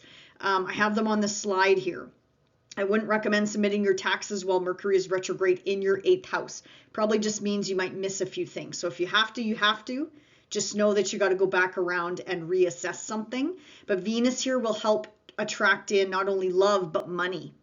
Your partner's income and finances, Leo, whether in business or love, this should be a bit of a glow up for them as well. And then you benefit from it, let's say. Shared assets, property, finances, material possessions, vehicles, as I mentioned, mortgages. This is also a house of healing, deep change, like psychological shifts and changes, or external. It could be either or, my friends. Who you share a bed with, who you share a bank account with. All of this is up for some introspection with Mercury going back and forth here. Again, I'm hoping Venus will ease the growing pains for all of us. But again, Leo, I recommend take it slow, go slow in these two areas of life. If you can, okay? I can appreciate not everybody can. I get it. Don't worry about it. World's not going to end. That's the whole point of Mercury retrograde, is usually something, we do something and then we miss something, and then we just, in March, you'll reassess it and finalize something. Be prepared for delays, especially those of you that are traveling. Be mindful of mixing money with friends, unless you have the means and you're like, you know what, here's 10 grand. I don't care if you pay me back, Leo, but just be mindful of that. Because the energy is there where I don't know if you'll get your money back, or if you do, it might take them a while to pay you back, my friends. So that's where the focus is going to be this month. And keep in mind, brand new beginnings in your 7th house with this eclipse, but you're blindfolded. We all are. I will be too. I'll be right there with you this month, my friends. So there's something we're not quite seeing. But again, it's always for our highest good. It's just we usually don't see the light till later on. Now, for some of you, this might have already happened. So eclipse energy this is what I love about eclipses. They can manifest 6 to 8 weeks before the day, or 6 months after the day. Sometimes it's not about the actual day, but Leo, pack lightly, track lightly, give yourself pace yourself, give yourself grace. Also schedule lightly if you can. Like if you're a busybody, a busy leader, a busy mom, a busy dad, a busy parent, whatever, just try to schedule lightly if you can, my friends, and expect those delays with transportation and getting around and things like that. And communication is going to be tough. We really got to try to articulate ourselves very well over the next couple months. Okay, last but not least, how can I skip over this? Full moon in Leo. Full moon in Leo. Yeah, so something coming to a culmination point, maybe something that you put into motion July, August of 2025, my friends. If you have anything around 13 degrees, also that eclipse, do you have anything around 28 degrees? That's going to add in an additional layer. So for those of you, well, it doesn't matter, sun or rising, heed the caution that we already talked about. So full moon in your 1st house. This, Leo, again, could be shining a spotlight on that 7th house of partnerships. But this might have something to do with your physical appearance, like changing up your identity, your status, what you're known for. Changes with the career too could be happening this month, Leo. I forgot to mention that new moon eclipse is squaring Uranus in your 10th house. So there could be some changes and shuffling on the work front. Or if you're a business owner, there's definitely some changes coming in around this eclipse. People leaving, people resigning, new people coming in, new contractors, things like that. Full moon, physical appearance, identity, the body, the health and well-being of your body. And again, anything to do with the 1st house touches on usually any sort of life theme, my friends. So again, amping up more change. This is an ending. This is a culmination point. It might get a little bit dramatic around this time too. This is right off the hop, the 1st of the month, my friends. The dates are on the slide, so forgive me. I know I'm bouncing around. But this month is about you, Leo. Like I feel like some of you could be in the spotlight, and if it's not you in the spotlight, it's going to be your partnership sector is really going to be on fire this month, my friends. And again, if you're single, put yourself out there, because with all this condensed energy, and as I talked about last month, all these crashes into Pluto and the 2 lovers of the sky coming together, yeah, you could have a very fated encounter, whether it's in business or in love. And this is just scratching the surface, Leo, because this brand new eclipse cycle is going to carry it into 2028. All right, my friends, enjoy the month ahead, and we'll see you back here in March. Hey, Virgo, welcome to February, Virgo sun or rising. Let's first talk about this conjunction, this rare conjunction that's happening in your 8th house of Aries. 0 degrees of Aries, very, very, very rare, only happens every 37 years. But in the sign of Aries at 0 degrees, I don't know, it's been thousands and thousands and thousands of years, my friends. Okay? So I'm going to throw out some examples. Keep in mind, Neptune is here for 13 years. Saturn is here for 2.5 years. This isn't going to manifest overnight, my friends. Okay? This has been percolating under the surface for quite a while. These two heavy hitters have been hand in hand, in my opinion, all of 2025. Dancing between those final degrees of Pisces, beginning degrees of Aries. But now that they're finally hand in hand and get into bed with one another in your 8th house of intimacy, there's a seed here that Saturn is now going to conceal, because he can't trust Neptune. Neptune's going to be like, bah, yeah, he's the boozy woozy planet, okay? Saturn's like the responsible one. And I know you like that, Virgo. So it's like, no, you can trust Saturn. He's going to hold on to this seed, these intentions that you have planted in 2025 and early 2026, this month, and carry them on for the next 37 years. And my friends, because this is in a financial house for you, this is setting you up for long-term success, and I'm very confident about this. Yes, Neptune can be difficult in a financial house, but it's about heeding those lessons, learning those lessons. Saturn's going to make sure he tests this foundation before he leaves it for Neptune to take over.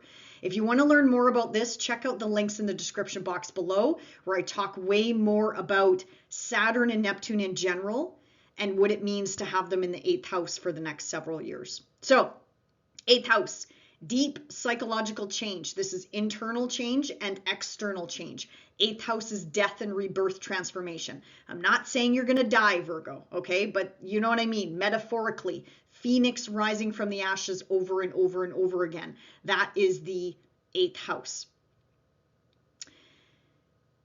Mundane stuff, taxes, debts, loans, shared finances. This might be about your partner as well. So you might actually need to step up and help your partner over the next 2.5 years. Not all of you, but some of you, whether it's in business or in love or a marital relationship.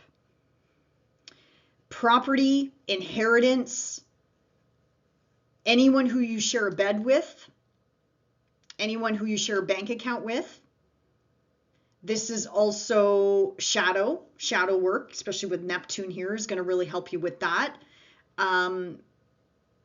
Spiritual significance, religion, spirituality. What does that mean to you, Virgo? And how can you bring that into this area of life? For those of you, Saturn in the 8th house too is like creating a spiritual based business. It doesn't have to be spiritual based, but I mean, it'll come from a higher place, if that makes sense. Like it's like downloads here. Love, intimacy, because Saturn is your 5th house ruler of romance and dating, self-expression, and hobbies, by the way. So again, monetizing a hobby, like a business, being a business owner, buying and selling, but also like I'm thinking this could be a romantic transit for you as well. Neptune's the higher octave of Venus, and Saturn rules your 5th house of romance, dating, when we first meet someone. 7th house is the marriage house there, and your marriage planet there is in your 11th house.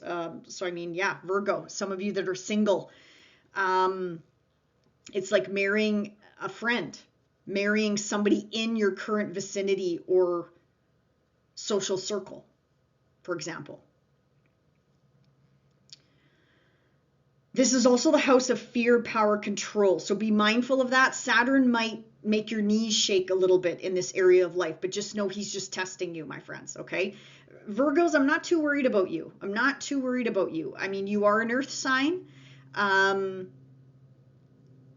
So, I mean, out of all the signs dealing with Saturn, the earth signs can deal with or manage Saturn effectively.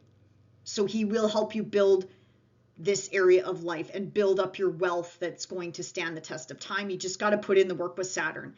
He'll bring out the rewards, but it's just going to take some time, my friends. So again, this is not going to happen overnight. These are just some examples if this is your true eighth house, Virgo. Okay, let's move on. So back to February, back to the next 30 days or so. Well, I guess February doesn't have 30 days in it, but you know what I mean. The next month or so. The sun is still in Aquarius. Now, this is a busy, busy, busy area of life for you, Virgo. I have no doubt you're extremely busy. You've been running around with your head chopped off at times, or you feel like it, run down maybe. Keep in mind you have a brand new beginning in this area of life. And to top it off, it's an eclipse. So big new changes are coming into this work sector, into the sector of how can I be of service. Your day-to-day duty and responsibility will never be the same. Could be this month, could be next month, but whatever this is, this cycle that technically hasn't even started yet, but we're getting a little sneak peek this month with this eclipse. It starts middle of 2026 and takes us all the way until 2028. So duty, responsibility for you, Virgo, is going to change. Your health and well-being could be up for some change. Like something here's got to change to do with your health and well-being as well. Diet, fitness, you know, your good habits, your dirty habits, routines. Also, this is the house of pets and animals, my friends. So pets coming, pets going, pets leaving into the spiritual realm. Don't send me hate mail about it, folks. It is what it is.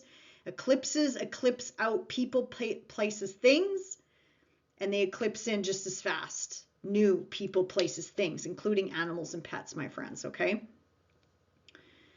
This is also the workplace. So for those of you that, you know, do the 9-to-5 grind, work for somebody else, there's definitely changes coming in here. Definitely.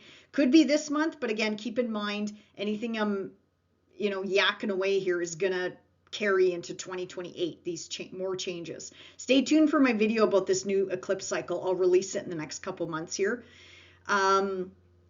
Co-workers are going to change. The work environment is going to change. Your duties and responsibilities at the workplace are going to change. If you're a business owner, this is the people that work for you, people that work with you. That's going to change. Maybe AI is going to replace some of them, right? Or maybe you need to get your team up to speed with AI. It's about working smarter, not harder, right? Introducing new tech gadgets to your day-to-day lifestyle might be important as well. With Mars in here in the 6th house, cut and sever. Crappy diets, release foods that irritate you, cleaning up your day-to-day routine, exercise. Yeah, Mars, well, Mars is a double-edged sword. I was going to say Mars can be a blessing here, but he can also be a curse because he can make people irritable. Like people that you work with might be a little bit spicy. This could also make you feisty, though, as well, with Mars in your 6th house of work. So Virgo, that's going to continue this month. Okay, that's going to continue. But once the sun moves into Pisces and joins the party, Venus is in here, Mercury retrograde is going to take place here, my friends. It's going to be all about your one-to-one connections starting at the middle of the month. Now, for those of you single and looking, I can see you could meet someone in your professional network, like similar to the Jupiter vibe there. Jupiter in your 11th house could bring in, again, new social networking at a distance, like new people coming in at a distance, or they have a different cultural background from yourself.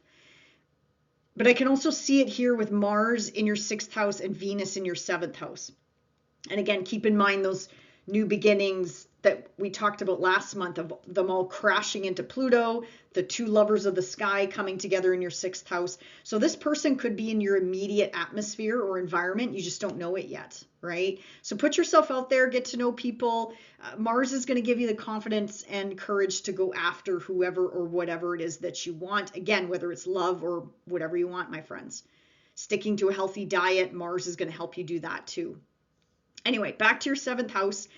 Yeah, Venus could definitely attract in a good business partnership or a good love partnership. And again, Venus rules your 9th house. So this person could be at a distance. But again, I can also see the signature of they could be local as well. Or maybe you have multiple people coming in, multiple contracts, multiple opportunities. Like, this is really nice energy to have in your 7th house. The only snafu is this Mercury retrograde. Your ruler is going backwards, Virgo, so tread lightly, schedule lightly this month if you can. I get it. The world doesn't stop moving with eclipses and Mercury retrogrades. But just expect delays, snafus, technology mishaps, travel delays, travel mishaps, weather delays, things like that. The usual Mercury retrograde rules, Virgo. I feel like, you're probably kind of used to this. Unless you have Mercury retrograde in your birth chart, then you'll thrive. Mercury retrograde individuals in their natal birth chart, they usually thrive during Mercury retrograde. But for those of you with Mercury direct in your chart, yeah, go slow. If you're just getting to know someone from a relationship romantic perspective, go slow. That would be my recommendation. Don't, elope yet with them.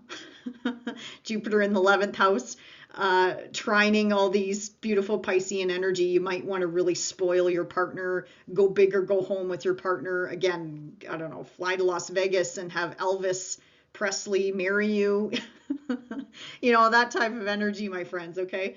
So anyway, this is what I love about astrology. Just a heads up, my friends. If you're signing on the dotted line, contracts, agreements, negotiations, marriage, whatever the case may be, in work, love, business, big property dealings, anything big that's going to have a big impact or a big financial impact, my friends, go slow, get a trusted friend to double, triple check the paperwork or talk to somebody about it.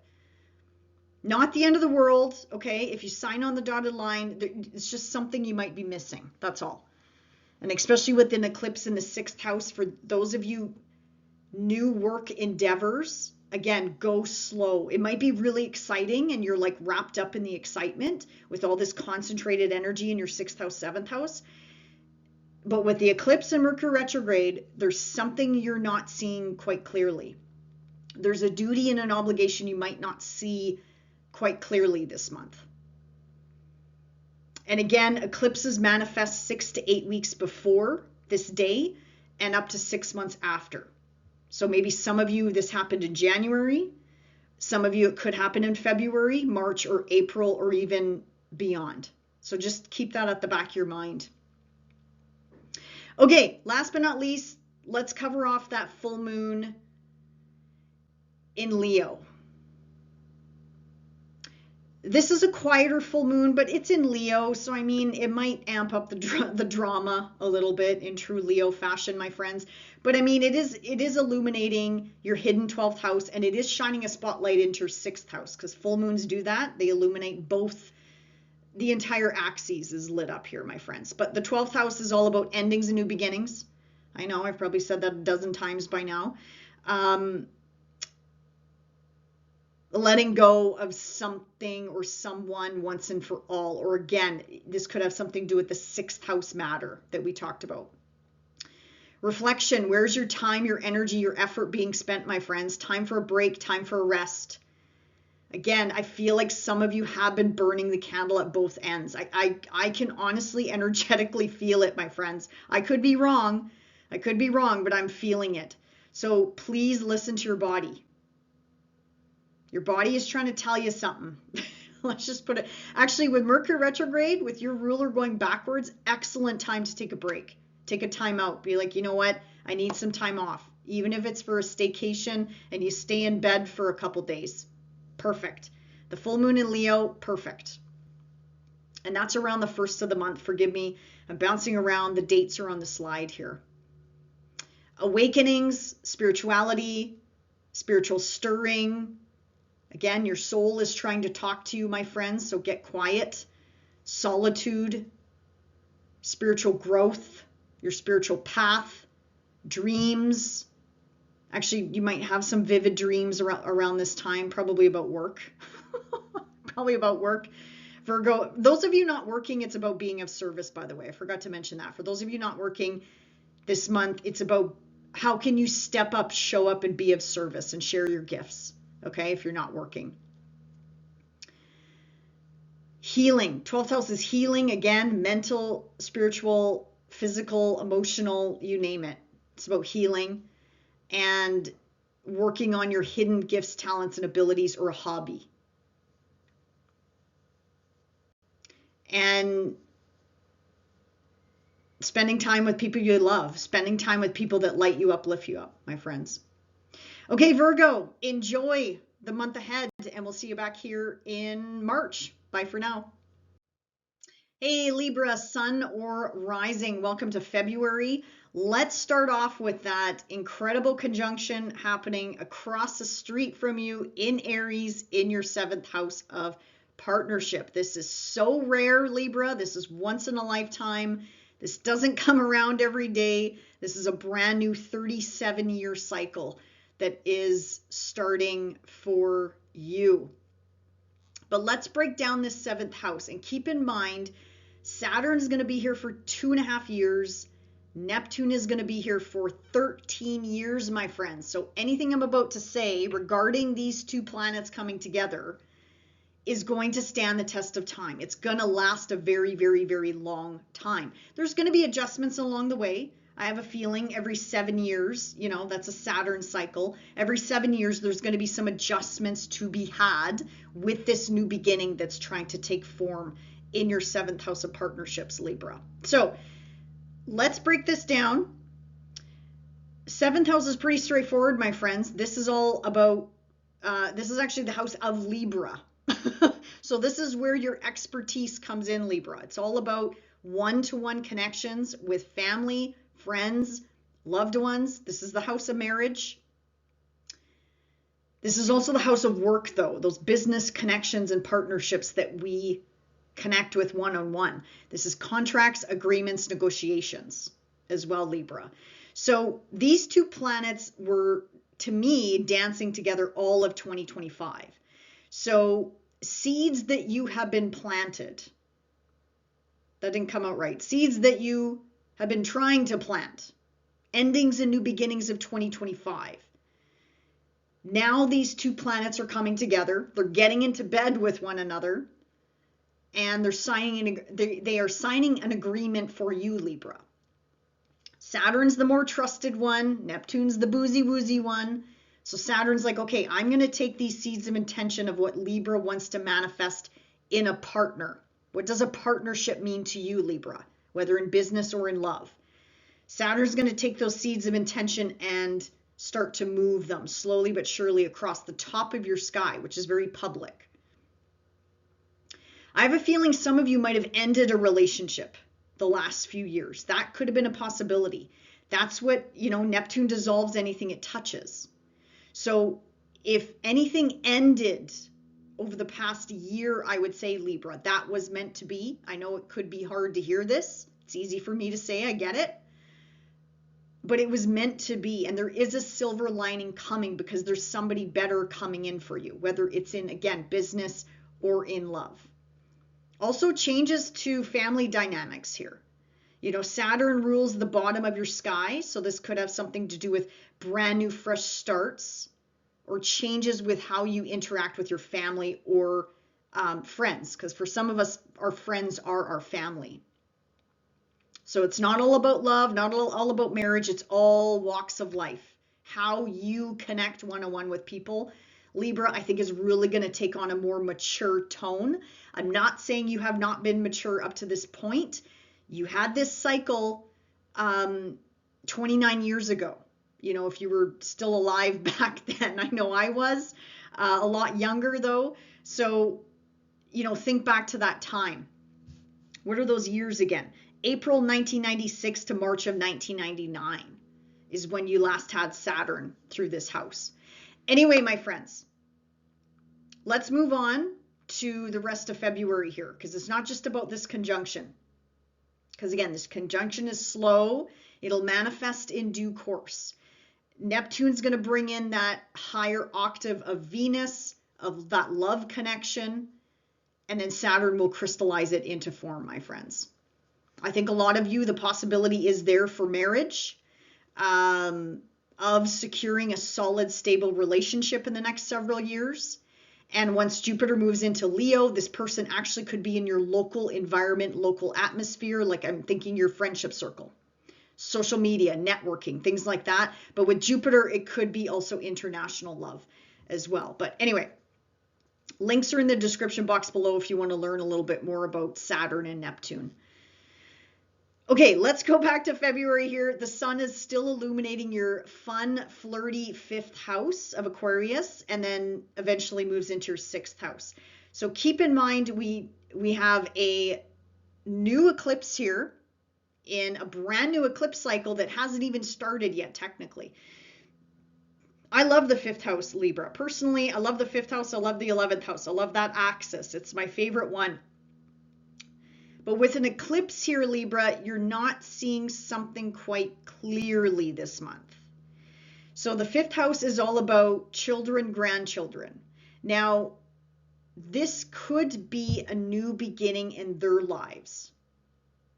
And then you're there to support them or be a part of it, right? Especially if you have younger kids or depending on their age. This could be fresh new starts for them starting up in this cycle. 5th house is also about love affairs, romance, dating, sexuality, but it's also the house of creativity, hobbies, how we express ourselves. It's the house of joy. It's the house of like kicking back and just having a good time, Libra. So that's what I love about this house for you. So it's about joy and pleasure and bringing that back, especially with Mars here, Libra. I can see you could be attracting in a sexual partnership for those of you that are single, and looking, I would say, for those of you that are connected, if you can get away with your partner this month. Keep in mind the Mercury retrograde rules. Excuse me, I'll get to that in a second. But yeah, rekindle, reconnect with your partner if you are attached to someone at this time. And if you're not and you're looking, again, put yourself out there, my friends. Similar to last month, the two lovers came together in this area of life. So if you haven't yet met someone, please do put yourself out there. Regardless, this new eclipse cycle that's coming in, that's starting right now, and it's going to take us into 2028, even though the nodes haven't moved in there yet. I'm confident to say you will find romantic partnerships coming in, probably multiple, with eclipses in your 5th house and 11th house, Libra. Or there's just changes here. Maybe even how you look at romance and dating and sexuality. Maybe I feel like this is so common nowadays. We meet someone, we hop into the sack, and then boom, the flame is gone. So maybe it's time to relook at that. And I'm not accusing you, Libra. Again, these are just examples I'm throwing out there. I don't have your personal birth chart here. I don't even know if this is your true 5th house, Libra. Okay, I'm using a whole sign house system here. So, but from a whole sign perspective, I mean, this is really taking a hard look at your relationships when you start dating someone. And if you're in a secure relationship, it's about the hobbies, the creativity, the self-expression, bringing back life and joy into your own life, Libra. Like bringing back stuff that makes you happy. So it's kind of like being a little bit selfish here. Or this could be about your kids, Libra. Could be about your kiddos, could be about grandchildren, okay? Now, once the sun moves into the 6th house, it's going to get busy, Libra. This is busy, busy, busy. You're going to be a busy bee. 6th house is day-to-day duty, responsibility. Your health and well-being is in the 6th house. Pets and animals are in the 6th house, so you might need to pay some extra attention to them, for example. Your daily habits, your routines, the good routines, the bad routines, whatever. that could be in focus. The workplace, people that you work with, this is coworkers, sixth house is coworkers. If you own a business, run a business, Libra, this is the house of people working for you, with you. So that could be in focus. Now, Venus here, again, if you're single and looking, you could find love at work or through clients, connections, like people that you already know, people that you work with, you know, like, hey, I'm single, I'm looking, and then somebody hooks you up with someone, right? So could be that. But again, only if you're single and looking. Venus in the sixth house, I do like for money. Wherever she goes, she brings in, you know, the love, money, beauty, harmony. I do like this for your health, Libra. But again, you might crave the sweets, right? Venus is your ruler, by the way. She loves being in Pisces. She can fully express herself in Pisces. So it's kind of like bring that on, you know, bring on the pleasure, the joy, whatever, the romance. But there is such thing as taking it too far in the sixth house, and it might impact the health. So just keep that in mind.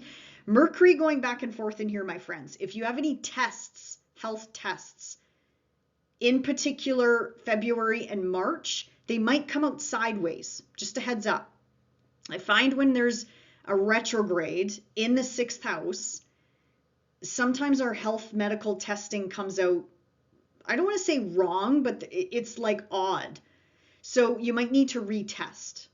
Preferably, I don't know, end of March into April would even be better. But if you have to get testing done this month, like blood testing or whatever, try to do it as soon as you can in February, as soon as you can, because Mercury goes into shadow on the 11th already. And then we're into, you know, the eclipse energy too. I mean, the eclipse energy is here. Eclipse energy we can feel 6 to 8 weeks before the day, and eclipse energy ripples out 6 months after. Also, Libra, if you can, schedule lightly, pack lightly. If you're traveling or tripping around, be prepared for delays, dilemmas, setbacks, communication snafus. Again, Mercury can't swim. He can't swim in Pisces, and he's going to be retrograding in all of the water houses this year. So he's drowning. Mercury's drowning. He doesn't know where he's at. He's confused. Pisces has no boundaries, endless waters, right? Think of the ocean, the sea. So, and this is in a busy area of life for you, Libra. So slow down, my friends. Give yourself permission to slow down, pace yourself, give yourself grace. I can appreciate it though. Nowadays, I find everybody's just running around with their head cut off. So you do you, Libra. This is what I like about astrology. It gives you a quick heads up. Slow down, take it easy. Don't ignore that check engine light when it comes on, because again, this is transportation snafus as well. So, and traveling, whether it's short distance or long distance, my friends, just double, triple check your itinerary, everything, and just go with it and have a good sense of humor, because that's going to help you too, Libra. Okay.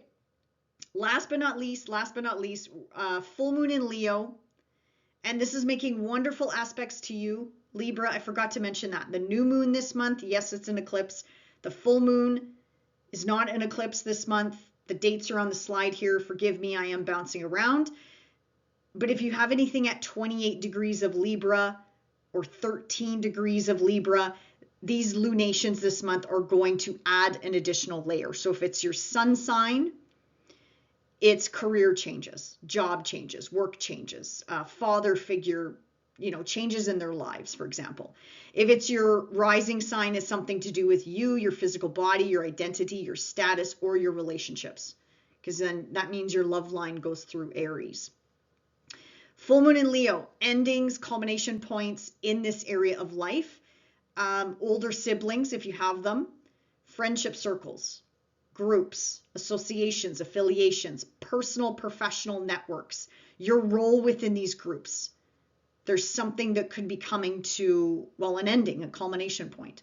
Or it's kind of like, okay, this chapter's ending, closed, time to move on. This could also be highlighting, again, a romantic connection, because full moons highlight the entire axis, Libra. And again, this is in your 11th house, 5th house, all this energy. That's where the lunations are falling this month.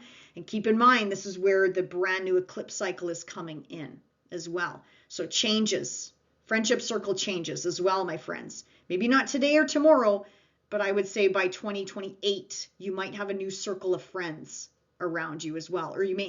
Or your role within those groups, networks, affiliations, memberships are probably going to shift and change a little bit too. 11th house is your hopes, your wishes, your dreams. Long-term commitments and goals are also found in the 11th house. Social media, networking, and anything to do with, again, what lights you up, lifts you up, Libra. What supports you, who supports you. If there's anyone not supporting you, Libra, again, I don't know if it's going to happen this month, but that's going to fall away. That's definitely going to fall away. Again, Neptune and Saturn are going to make sure the people that are around you are for your highest good, but it's not going to happen overnight. There's some lessons to be learned here with regards to your anything to do with your one-to-one connections. That's going to be up for some change. All right, my friends, enjoy the month ahead, and we'll see you back here in March. Bye for now. Hey, Scorpio, sun or rising, welcome to February. First, I want to talk about this conjunction, this rare conjunction that's happening in your 6th house of Aries. This only happens every 37 years, but the last time this took place was in your 3rd house of Capricorn, 37 years ago. This would have been February of 1989. Now, for it to happen in Aries, let alone at the 0-degree mark, this has not happened for thousands and thousands and thousands of years, my friends. So very rare, very potent, being at the 0-degree mark, plus being in the first sign of the zodiac of Aries. So I'm going to give you some examples of what the 6th house is all about, because it is quite a heavy house. It is the house of how can I show up and be of service, Scorpio. So whether you are working or not, it doesn't matter. There's some sort of seed being planted at this time. And Saturn is the more trusting planet out of the two. Neptune is the boozy woozy one, no boundaries, no whatever, no corners in the Neptunian box. Saturn is the more, trusted advisor. He's the government official, he's the policeman, he's the authority figure. So he's going to take this energy and carry it with him moving along the top of your sky as years go on. Again, slow moving planets here, my friends. This is not going to happen overnight. Saturn's going to be here for about 2.5 years. Neptune's going to be here for 13 years. Yes, 13 years. If you want to learn more about these energies and what they bring to the table for you, Scorpio, check out the links in the description box below. I get into way more detail than what I'm going to cover off in this February month ahead horoscope here for you. But anyway, let's get back to the 6th house. So think fresh, big new beginnings happening in this area of life. Now, 2025, these two heavy hitters were moving very close together, hovering between your 5th house of romance, dating, sexuality, but also self-expression, creativity, and hobbies, children and grandchildren. Okay, now they're moving into this 6th house and carrying with it your hopes, your wishes, your dreams, your intentions for the future, my friends. So 2025 would have given you some clues as to what this intention is in your 6th house. And as I mentioned, how can I be of service? How can you show up and be of service to the greater good, my friends? So you could do this through work, you could do this through volunteering, or again, maybe some of you, I can see some of you having a fated business partnership or encounter, whether it's love or business, moving into this 6th house that's going to, set you up for success for the long haul. But my friends, it's going to be hard work because Saturn wants us to put in the work in this area of life. Also, Scorpio, anything to do with your health and well-being and how you're taking care of your physical vessel, so to speak. This is day-to-day duties and responsibilities. That's probably up for some change. But again, think long-term, not just the month of February. Okay. Pets and animals are also in the 6th house as well. So if you work with animals, or I'm thinking farming or anything to do with that, that's up for some shifts and changes as well. Habits, my friends, dirty habits, good habits, you name it, the good, the bad, the ugly, sort of health habits and routines sit in this house as well. Sixth house is also the workplace. So for those of you that do a 9 to 5 grind or whatever you want to call it, you work for somebody else. This is again up for some change over the next several years. You know, do you want to move into entrepreneurship? Do you want to move out of the workplace you're in right now? Saturn might make it almost like suffocating to make you move, to make you switch careers, to make you take on something with, it could have a spiritual flair to it here with Neptune, your belief systems, spirituality, religion, whatever that means to you, for you, Scorpio. That's going to be incorporated somehow with your day-to-day, whether it's work, duty, responsibility, your habits, routines, things like that. If you're a business owner, my friends, this is the house that rules them working for you. So you may turn a critical eye to your team and say, look, I have all these people working with me for me. That might be up for some change over the next couple years. And again, you have a long time to think about this, Scorpio, but some of these are just examples of what you could be percolating on. Okay, so that's this conjunction, Scorpio. Let's move on to the February forecast, where I think your focus is going to be. So the sun is pouring light heat energy into your 4th house, 5th house. So what does that mean? Sun is still in Aquarius, I guess, depending on when you're watching this video. This is your 4th house of home, family, foundation, security, your literal place of living, people that you live with, people that you surround yourself with at home. It's a bit of a hidden house, right? Because sometimes people don't see us how we act or behave at home, or again, duties, routines at home, our home routine, how we treat other people in the home, changes to the home. Mars down in the 4th house, excellent time for renovations. This is your ruler, by the way. Mars is your ruler. So Mars down in the 4th house does make squares to you, Scorpio, depending on what you're watching for. But Mars is going to give you the active energy, gusto, drive to possibly change your home living environment. Also, Mars is a double-edged sword. This could have like quarrels in the home, fighting in the home. Again, whoever you live with, your kids, your spouse, whatever, whoever you live with, flatmates. Yeah, everybody might have a bit of a sharp tongue on them here, Scorpio. So just a heads up here. 4th house is also the past. Past coming back around, or thoughts of the past. This is also the house of retirement. Mother, father, authority figures in your life if they're still with us. Also, you as a parent, Scorpio, is in this area of life as well. Now, with that said, we have a brand new eclipse here. An eclipse cycle that hasn't even started yet, Scorpio, but this is a sneak peek of what is to come for you in this area of life, starting technically middle of 2026. That's going to take you all the way to 2028, my friends. So eclipses are sudden, big change and upheaval in this 4th house. So yes, this month, the sun is here, Mars is here, and yes, Pluto is here for like 18 years, but anyway, he's slow. You have a lot of energy in this house. So this is where your focus is going to be this month, or some of your focus. But think longer term. With this eclipse, there's something that might come to fruition this month that you're not quite seeing in this area of life, because eclipses hide and conceal. Could also be connected to your career, my friends, because the ruler that's involved with this eclipse, which is the sun, rules the top of your sky, the top of your chart. So again, I'll get into it with Mercury retrograde, but if any of you are moving, if any of you happen to be moving, that's fine, because again, this eclipse might have initiated a move for you perhaps last month. So eclipses can manifest 6 to 8 weeks before the actual day, and they ripple out 6 months after. So Scorpio, I have a feeling some of you will relocate over the next couple years, or there's definitely going to be changes in your family dynamics. People leaving the home, people coming into the home, moving into the home, exiting the home, whatever, I don't know, renovating, gutting the house. There's definitely going to be changes coming down the pipe for you over the next couple years. So I know I'm bouncing around a lot.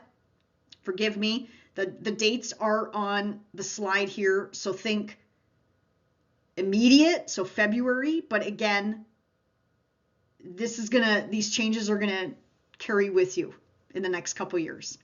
Okay, once the sun moves into Pisces, the sun's gonna join Venus and Mercury here. Now, anything moving through Pisces, Scorpio, is sending in really nice energy into your planets, placements, points, whatever you're watching for. So I do love this.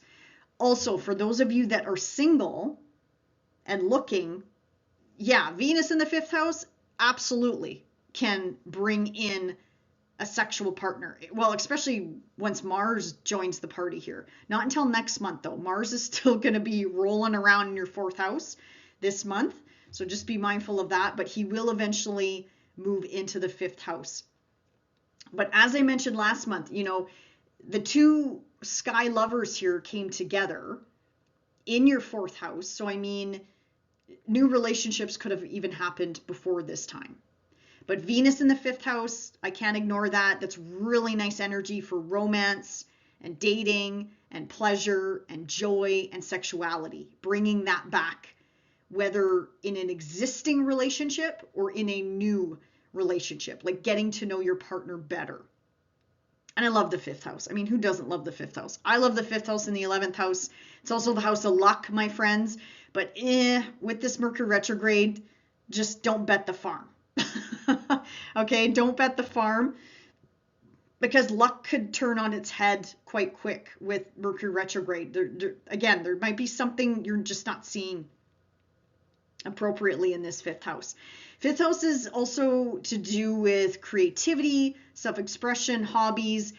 Scorpio, get back to what lights you up and lifts you up. Like what brings you joy and pleasure and entertainment. 5th house is also entertainment.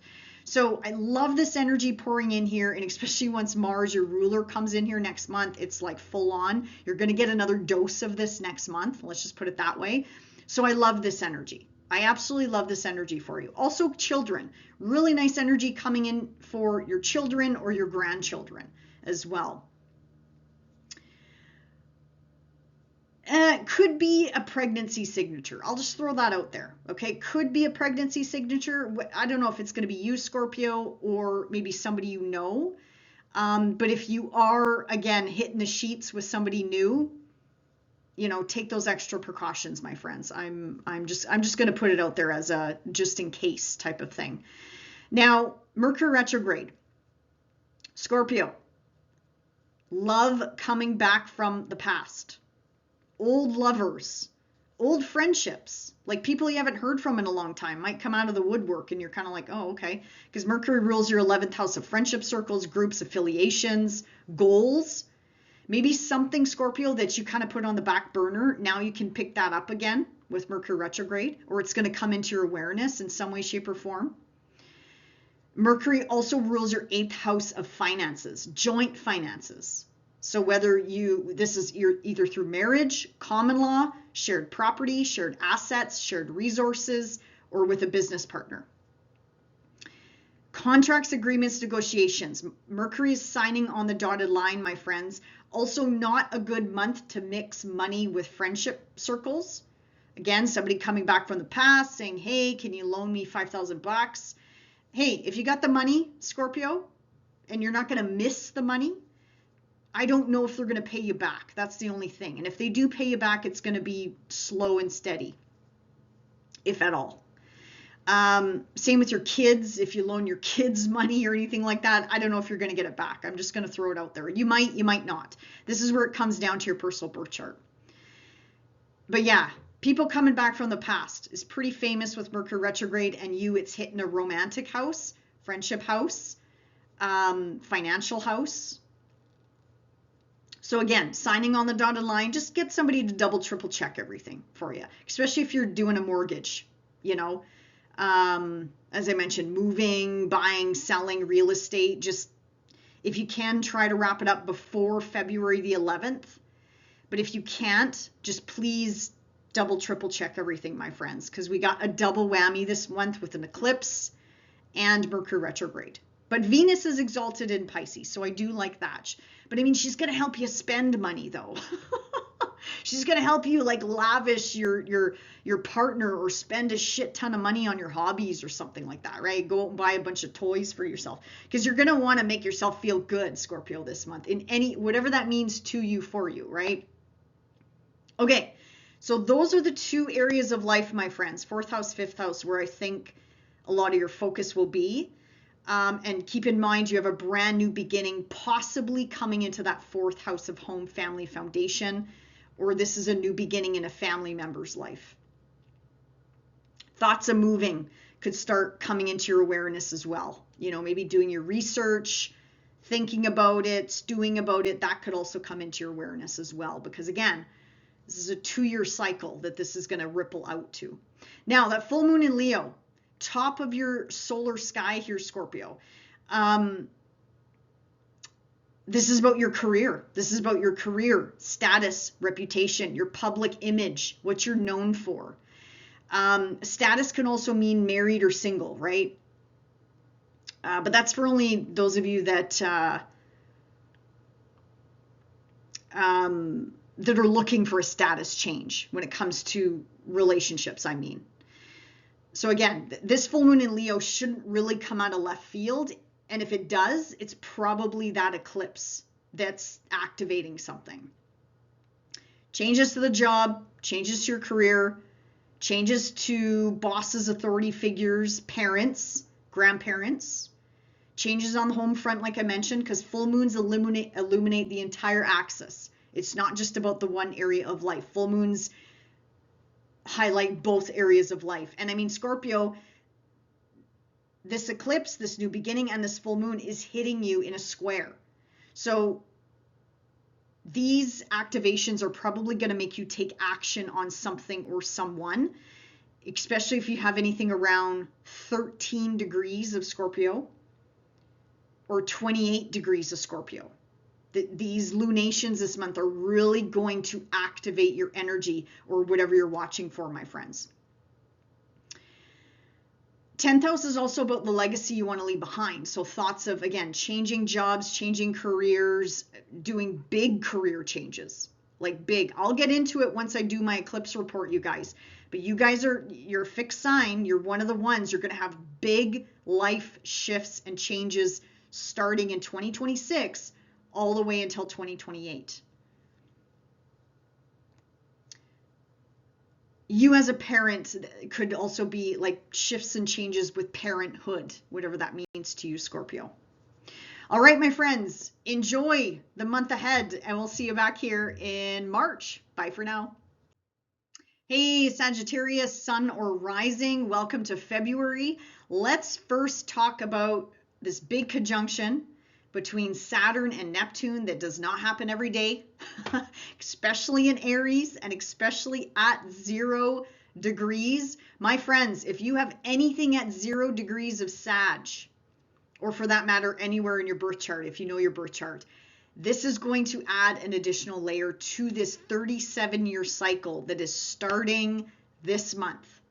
Now, these two heavy hitters, though, I'm going to give you some examples here of what this could manifest in the years to come. This is a long cycle, my friends.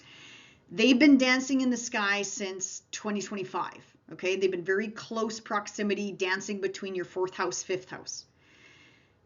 But now they're here to stay. Neptune for 13 years, yes, 13 years, and Saturn 2.5 years. But this energy is flowing to you, Sag. Flowing to you. This is what I like. So seeds that you tried to plant or tried to give life to in 2025, Saturn is now going to collect up those seeds of intention and carry them with him during his travels now. And I mean, there'll be some adjustments along the way, probably every 7 years. Whatever this new beginning is in this 5th house, there will be adjustments approximately every 7 years, thanks to Saturn, because he moves quicker than Neptune. Anyway, this new beginning could have something to do with children or grandchildren. Now, again, whether it's your children or you're trying to conceive or, again, fresh new beginnings in your grandchildren's life or your child's life, or again, trying to get pregnant. This is part of your journey and story as Neptune and Saturn now come into this 5th house of fertility. I'm just going to put it out there. Jupiter moving into Leo, Sag, if you've been having difficulty getting pregnant, that should help. Okay. I would have to see your personal birth chart to really hone in on that. But for those of you that have been trying, Jupiter will help give that boost to you starting middle of 2026 into middle of 2027. And Jupiter is your ruler, my friends. So anyway, just something to keep in mind. I can appreciate not everybody's trying to get pregnant. Okay. As I mentioned, these are just examples. So fresh new starts with your children or something to do with setting your kiddos up for success. So maybe if you support a child, whatever their stages or development is, this is about you providing a better life for your children or your grandchildren, for example. 5th house is also about love affairs, romance, dating, and sex. So for those of you that are single, I don't think you're going to be single for much longer, especially with Saturn here. Saturn turns a critical eye to how you date.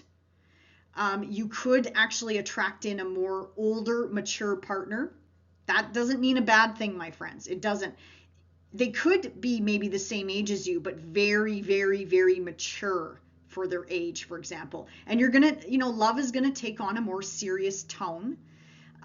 Saturn in here can also sometimes make it feel like the dating pool has dried up or it's very limited.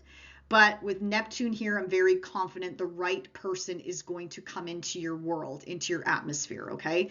Now, for those of you in a committed relationship, Neptune here is asking you to take it higher, renew your vows, go on a planned vacation. Doesn't have to be today or tomorrow. Make it a ritual, make it a routine to reignite with your partner you fill in the blank.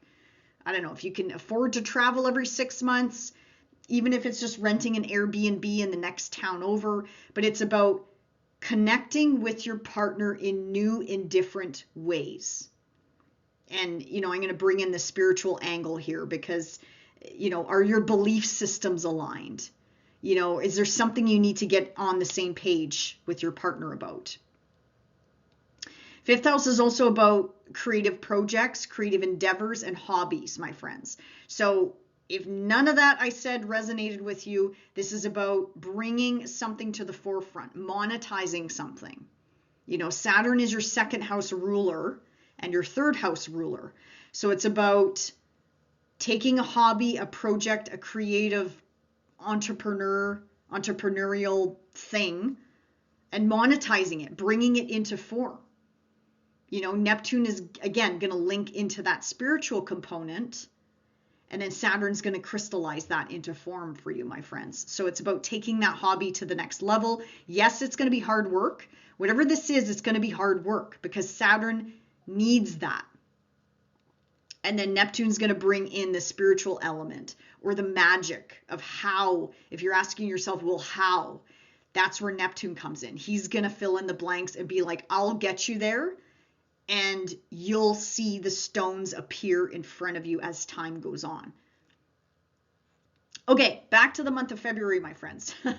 So the sun, let's talk about where the sun is pouring in light heat energy. It's at the bottom of your sky. 3rd house, 4th house of Aquarius and Pisces. So let's talk about this first, where I think some of your focus is going to be for the month ahead, Sag. So your 3rd house, very busy house, Sag. I have no doubt you're busy, busy, busy. But keep in mind, anything that moves through Aquarius pours in opportunities coming in from this 3rd house. So it's the mind. It's like early childhood education, if that rings a bell, if any of you work with children or in a school setting, a teacher, a mentor, a coach, a trainer. This is the mind. 3rd house is the mind, how we articulate ourselves, how we communicate, how we digest and chew on information. As I mentioned, this is an educational axis as well. So learning something new and incorporating that into your business or into your, with your clients or whatever you do on a day-to-day basis into your job. 3rd house is also transportation. Some of you could be looking at upgrading your vehicle. I'm just going to put it out there though, you got an eclipse here, which I'm going to come back to. And this energy is hit or miss because eclipses usually hide, conceal. Plus, on top of it, Mercury, that rules transportation and contracts, agreements, negotiations, is going backwards in the sky. Plus, he's in Pisces and he flounders in Pisces. He doesn't function well. But I can't ignore an eclipse in the third house. That's when I had to buy my vehicle. I literally, it came out of nowhere. It happened so fast. At first, I regretted it. But now, a year later, it's been about a year, no regrets. I have no regrets. Like, sometimes eclipses bring in fast, faded energy and it makes our head spin, but it's meant to be, Sag. And if it's meant to be, it's meant to be, my friends. So just a simple example, something to keep in mind. This is also something to do with traveling, right? How it is that you get around could be up for some change. Third house is also about siblings, cousins, neighbors, relatives, extended family members. It's your local community, local vicinity. But I'll come back to this because you also have a full moon at the top of your sky. The entire travel axis is being highlighted this month, Sag. So yes, the focus is going to be on the third house, but I'll get back to that full moon in Leo that's also going to be activating your long distance travel house as well. Not to confuse you. Hopefully that doesn't confuse you. Third house is also social media, internet, and just day-to-day buzzing around, driving the kids here, doing an errand there, doing this, doing that, going seeing clients, things like that, Sag. So that's where I think some of your focus will be this month. And keep in mind, you have a brand new beginning here. You have that eclipse energy here. Now, the nodes of the moon haven't even moved on, Sag. Haven't even moved on. It's still in your fourth house. But the nodes will be moving into this area of life middle of 2026, taking us into 2028. So this eclipse is a sneak peek of what is to come for the longer term. Now, it's hard to say when it's going to manifest. Eclipses are wild card energy. They're fast and furious, or they can be.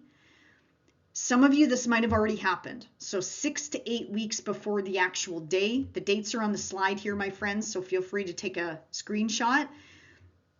But eclipses can ripple out 6 months after the day of the actual eclipse. So sometimes it's not exactly about the day. It's about the energy around it.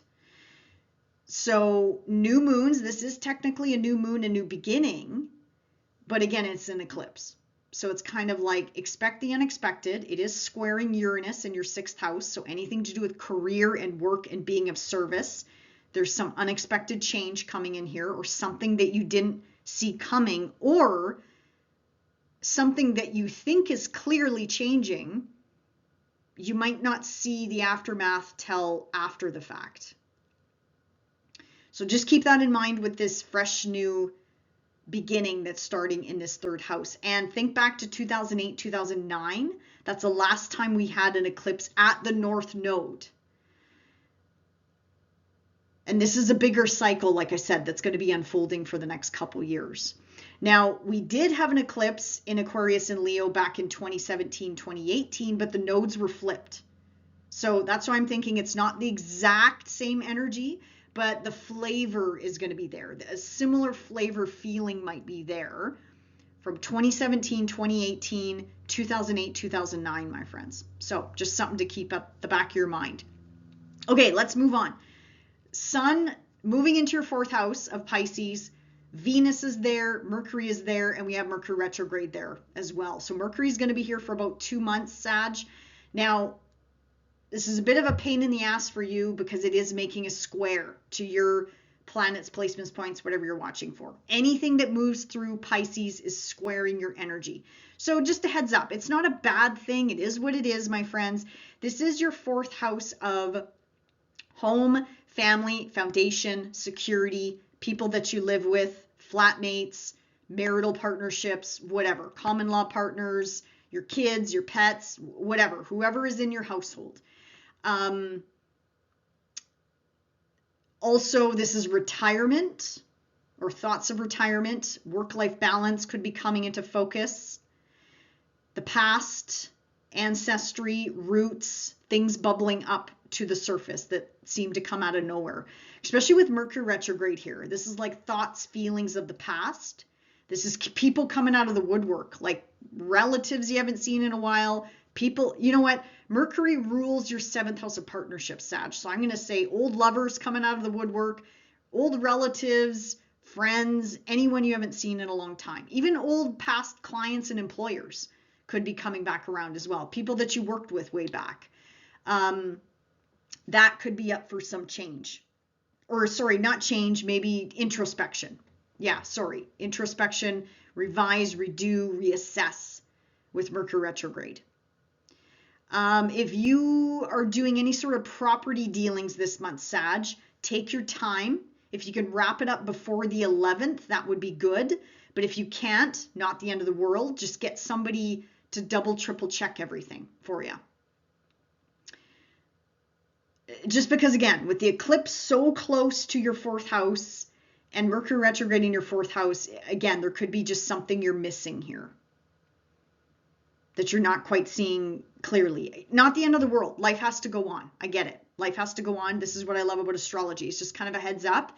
Anything to do with your house, contractors, people working on your house, double, triple check everything. Make sure you're getting billed appropriately, and don't be afraid to call them out or say, look, I don't understand something. Because again, Mercury cannot swim. Mercury can't swim in Pisces, and we have all the retrogrades this year in water signs. So he is really struggling to express himself and articulate himself. Now, you're not ruled by Mercury, Sag, but still, this is going to impact all of us in some way, shape, or form. So just something to keep in mind. Venus here in the 4th house, I love it. She's exalted, beautifying your space, reconnecting with people on the home front. If there's been any quarrels, she's going to help smooth things over, bring in those soft, beautiful elements. For those of you that are into the creative projects, or creative self-expression, bring it on. Bring it on. Entertain in the home. You know, Venus rules your 11th house of friendship circle, Sag. So you can do all that. Focus at all of that. Venus is really going to try to help us when she moves through Pisces here, because we do have a bit of an interesting month ahead with eclipse season here and also Mercury retrograde. But it'll be fine, my friends. Okay, last but not least, full moon in Leo. Again, highlighting this travel axis. This is an ending, a culmination point in this respective area of life. Again, if you have anything around 13 degrees, this is going to add to the storyline. But a full moon is endings. And then this new moon eclipse at the bottom of your sky, 3rd house, is fresh new starts. Sometimes fresh new starts that might make your head spin. In a good way, okay? There's always a silver lining with these transits. So the 9th house is all about religion, spirituality, legal matters or the justice system, higher education, teaching, publishing, writing, mentoring, coaching, blogging, putting yourself out there, Sag. Anything to do with long distance travel, tripping around, ethics, belief systems, foreign lands, foreign shores, foreign cultures, dealing with people all over the planet, all over the globe, Sag. This is your house. I forgot to mention that. 9th house is connected to Sagittarius energy. This full moon around the 1st of the month might make you uncomfortable. You know, 9th house is pushing yourself outside of your comfort zone. But I mean, out of all the signs, I'm not too worried about you because this is your, you know, you're ruled by Jupiter. You know, at times, Sag, you have no boundaries and you're the one pushing people to get out of their comfort zone and go big, go high, go wide, right? You are sometimes that preacher, that person inspiring people to take the next steps. If you're a mentor or coach or a teacher, excellent energy for this. But keep in mind, this next eclipse cycle, there's something here you got to let go of. You know, I'm getting ahead of myself here, so stay tuned for that separate video. I'll release that in the next couple months. But yeah, the eclipses are bumbling on your travel and educational pursuit access, Sag. All right, my friends, enjoy the month ahead, and we'll see you back here in March. Bye for now. Hey, Capricorn, sun or rising, welcome to February. I want to start off with this conjunction between your ruler Saturn and Neptune at the foundation of your sky. I want to give you some examples of what this fresh new beginning could be. But just keep in mind, my friends, This is a 37-year cycle that is starting. So this is not going to happen overnight. This is maybe not going to happen in the month of February, but seeds that were planted in 2025 are definitely going to be carrying into this area of life into 2026 and beyond. And Capricorn, this is so rare. This is so rare to happen in Aries, let alone 0 degrees of Aries, because these two planets only come together every 37 years. And the last time they came together, my friends, if you were alive back then, I know I was, February of 1989, 11 degrees of Capricorn is the last time Saturn and Neptune came together in your sign, your first house, Cap. So, fresh new starts on the home front. This is building your castle, Capricorn, wherever you want on the planet, because we're dealing with, again, your ruler. You're going to make it happen, Cap. And we're dealing with Neptune, which is the magical, mystical, whimsical, boozy-woozy planet. But if you're saying to yourself, how, that's where Neptune comes in. Neptune's like, Capricorn, don't worry about the dirty details. Let me handle that. Let me line up the stars for you. You just make a plan. You just make a blueprint and start putting away the cash. Because Saturn is also one of your money planets too, Capricorn. So I get it. This is going to be hard work to build your palace, to firm up your foundations. You know, Saturn is going to help you do that. But keep in mind, anything that moves through Aries, you may or may not know this, does make squares to you, Capricorn. So it's about putting in the work. And if you feel like you're grounded and rooted now in your place of home, family, foundation, security, trust me, Saturn and Neptune are going to change your mind and going to say, no, Capricorn. Yes, you're comfy, cozy there, but we're going to uproot you and you're going to be comfy, cozy on the West Coast or the East Coast or in Ireland or, I don't know, Bora Bora, or I don't know, Capricorn. Like, take this energy wherever you want, basically. It's putting down roots wherever you want on the planet, as long as it is true and authentic to you, my friends. So, home, roots, family, security, property, the past, retirement, mother, father, authority figures in your life. You as a parent as well, Capricorn, could be going through some changes with this energy. So, those are just some examples of where this energy is falling in your personal birth chart. But again, Capricorn, check your planets, placements, points. Anything at 0 degrees of Cap or any area of life is going to add in those extra additional layers, my friends. Also, new work endeavors could be coming in, new opportunities to earn money or changes in the way you earn income, earn a living. Media, social media, internet, networking, siblings, cousins, neighbors, relatives, community could be involved with this new fresh beginning as well. Transportation, hospitality, if any of those industries ring any bells.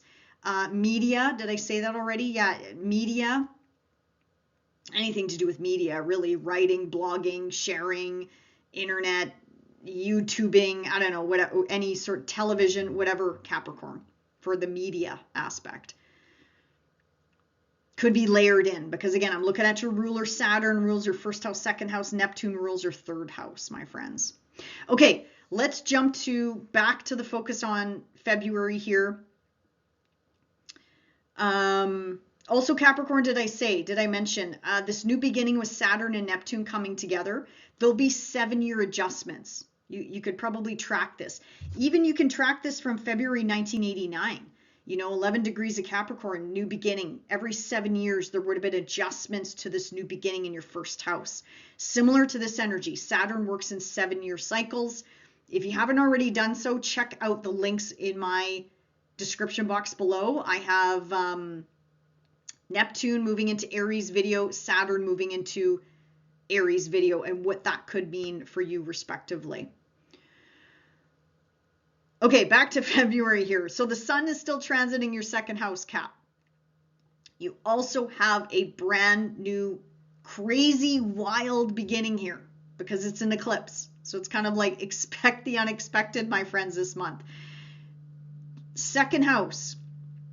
So focus is going to be on money, work, finances, income, your savings account, your bank account, your values, your belief systems. How do you earn a living, Capricorn? How does money flow to you, whether you're working or not working? This is also the house of your skill set, or thoughts of brushing up your skill set and bringing that into your job, career, business, whatever you want to call it. Or something to do with working with your clients as well, if you do have a client base. Also, Capricorn, changes to your image. You know, I'm thinking, because the second house is, well, all this energy at one point was in your first house last month. We talked about that, you know, changing up your physical image, your identity. And the energy in the second house is going to continue. It's the face, you know, changing up, you know, the bones, the teeth, getting a new grill, things like that, Cap. That energy could be here as well, or thoughts of that. Now, yes, that's going to be your focus this month, but keep in mind a brand new eclipse cycle is starting, even though the nodes haven't even moved in there yet, Cap. I know, it's crazy. This new eclipse cycle is going to shake up and wake up, excuse me, your finances, how you earn a living, and your partner's finances. I'll make a separate video about this, so stay tuned for that. But this is just a sneak peek, Capricorn, of what is to come in the next 2 years. This cycle, North Node in Aquarius, doesn't technically start until middle of 2026, and it's going to take us to 2028. Think back to 2008, 2009. That's the last time we had an eclipse at the North Node in Aquarius. Now in 2017, 2018, we had eclipses along this axis as well, Capricorn, but the nodes were reversed. It was North Node Leo, South Node Aquarius.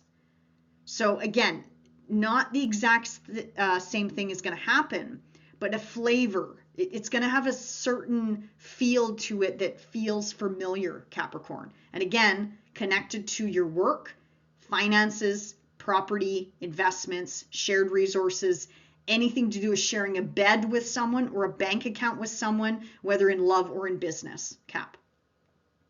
Okay, moving along here. Sun moving into Pisces, joining the party. We got Mercury retrograde here, and we also have Venus in your third house. Also, Capricorn, for those of you single looking to partner up with someone, I mean, Jupiter is helping you, trying to help you do that, my friends. Jupiter in the 7th house could bring in a marital partnership. Even Saturn squaring your rising sign, those of you Cap risings, Saturn squaring your love line can also bring in a partnership. It's just that a bit of a different spin on that, my friends. Like, you know, you really got to put in the work for the partnership, whether it's love or business. But if you're open to meeting someone new with Mars in your second house, Venus in your third house, again, these two sky lovers came together in your second house last month. So put yourself out there if you are looking. Now, Venus in the third house could definitely bring in somebody local. But again, it could be international too, because you got Jupiter in your 7th house of partnership, which brings in that international feel. Or they could be from just a different background, different culture, different background, different country, whatever. Or somebody at a distance, right? So I just thought I'd throw that out there before I forget. Now, once the sun moves into this third house, this is a busy house, Cap. So this is focused on your local environment, short distance traveling, tripping around, siblings, cousins, neighbors, community, technology, gadgets, transportation, how it is that you get around. Contracts, agreements can also have a flavor of the third house as well. And so I'm thinking, yeah, if you have to sign on the dotted line this month, Capricorn, please be careful. Like, take your time. Don't feel like you have to rush into this. Just know if you have to,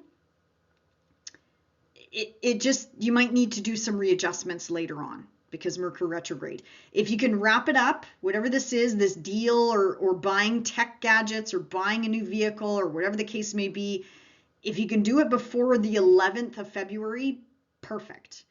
But if it's going to happen sometime after the 11th of February into March, just again, pace yourself, give yourself some grace, Cap, because there's just something here that there's like misunderstandings. Like Mercury can't swim, my friends.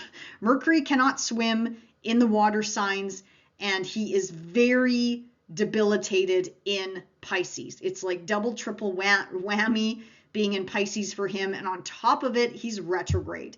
So yeah, he is struggling to express himself fully in this sign. But the good news is Venus is exalted here. So that she's going to do her best to kind of smooth things over in this area of life. So Capricorn, do your best to articulate yourself, clarify yourself, ask those questions. The good thing is, Cap, Piscean energy makes opportunity aspects to you. So again, this could be contracts coming back around from the past, work coming back around from the past, cleaning up diet, health, routines, projects, coworkers. Like this, you could utilize this to your benefit, Capricorn. So if anyone comes back around from the past, I would reassess it. I would relook at it, because that's what Mercury's asking you to do in this third house of communication. Even educational pursuits, blogging, writing, teaching, mentoring, coaching, training, trying to better something, Capricorn, bettering a skill, or trying to improve. There we go. Yeah, improve your skill set. There we go. It's been a long day already. Anything that comes back around, Capricorn, relook at it. Lean into it, because you never know. I feel like for Capricorns, there could be like hidden gems here, like hidden opportunities coming back around because they're making sextile aspects to you. Plus the North Node is there. So, it could have a faded feel to them as well, my friends. Yeah, rental agreements, rental properties, whether you're a business owner, people work for you, contractors coming back around. If you are working with contractors, just make sure they're billing you appropriately, Capricorn. Yeah, make sure you're getting your fair shake, your fair piece of the pie, whatever you want to call it. Because yeah, I can see this as really good new work opportunities coming back around. That could be a possibility as well.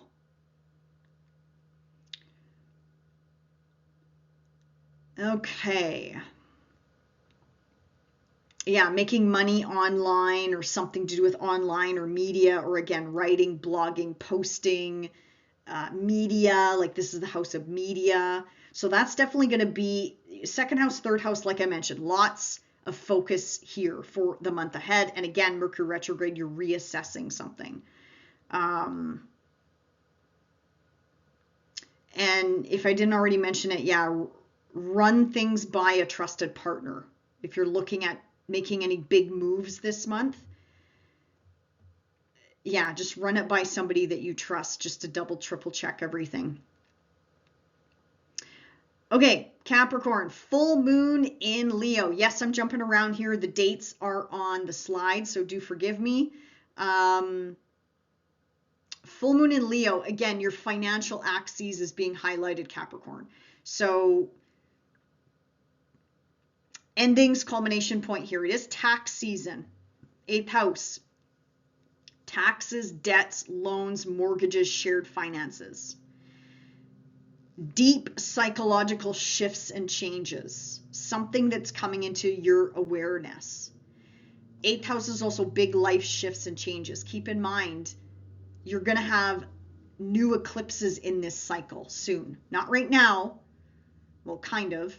But I mean, this eclipse this month is technically in your 2nd house. But at some point, you're going to have eclipses in this 8th house. So big life shifts and changes, big financial moves. Death and rebirth, transformation. I'm not saying you're going to die, Capricorn. That's just what this house represents. It's the Scorpio house. But with it being Leo, again, extra emphasis on be sure you understand where your money is going and coming. Especially if you're connected to a marital partnership or a business partnership. Yeah, it's kind of like balancing the books around this full moon, or again, focus is on your financial assets here. Property, inheritance, shadow work, intimacy, sex or sexuality, and fear, power, control could be coming up around this full moon as well. And a little bit of drama, a little bit of flair, you know, it is what it is, because it is Leo after all. But yeah, Capricorn, definitely focus on something to do with money matters. Money is definitely on your mind. Work could also be on your mind. How you earn a living, how you could improve your circumstances, whatever that means to you. Buying, selling, again, property, real estate, material possessions, anything that belongs to you could be up for some change this month as well.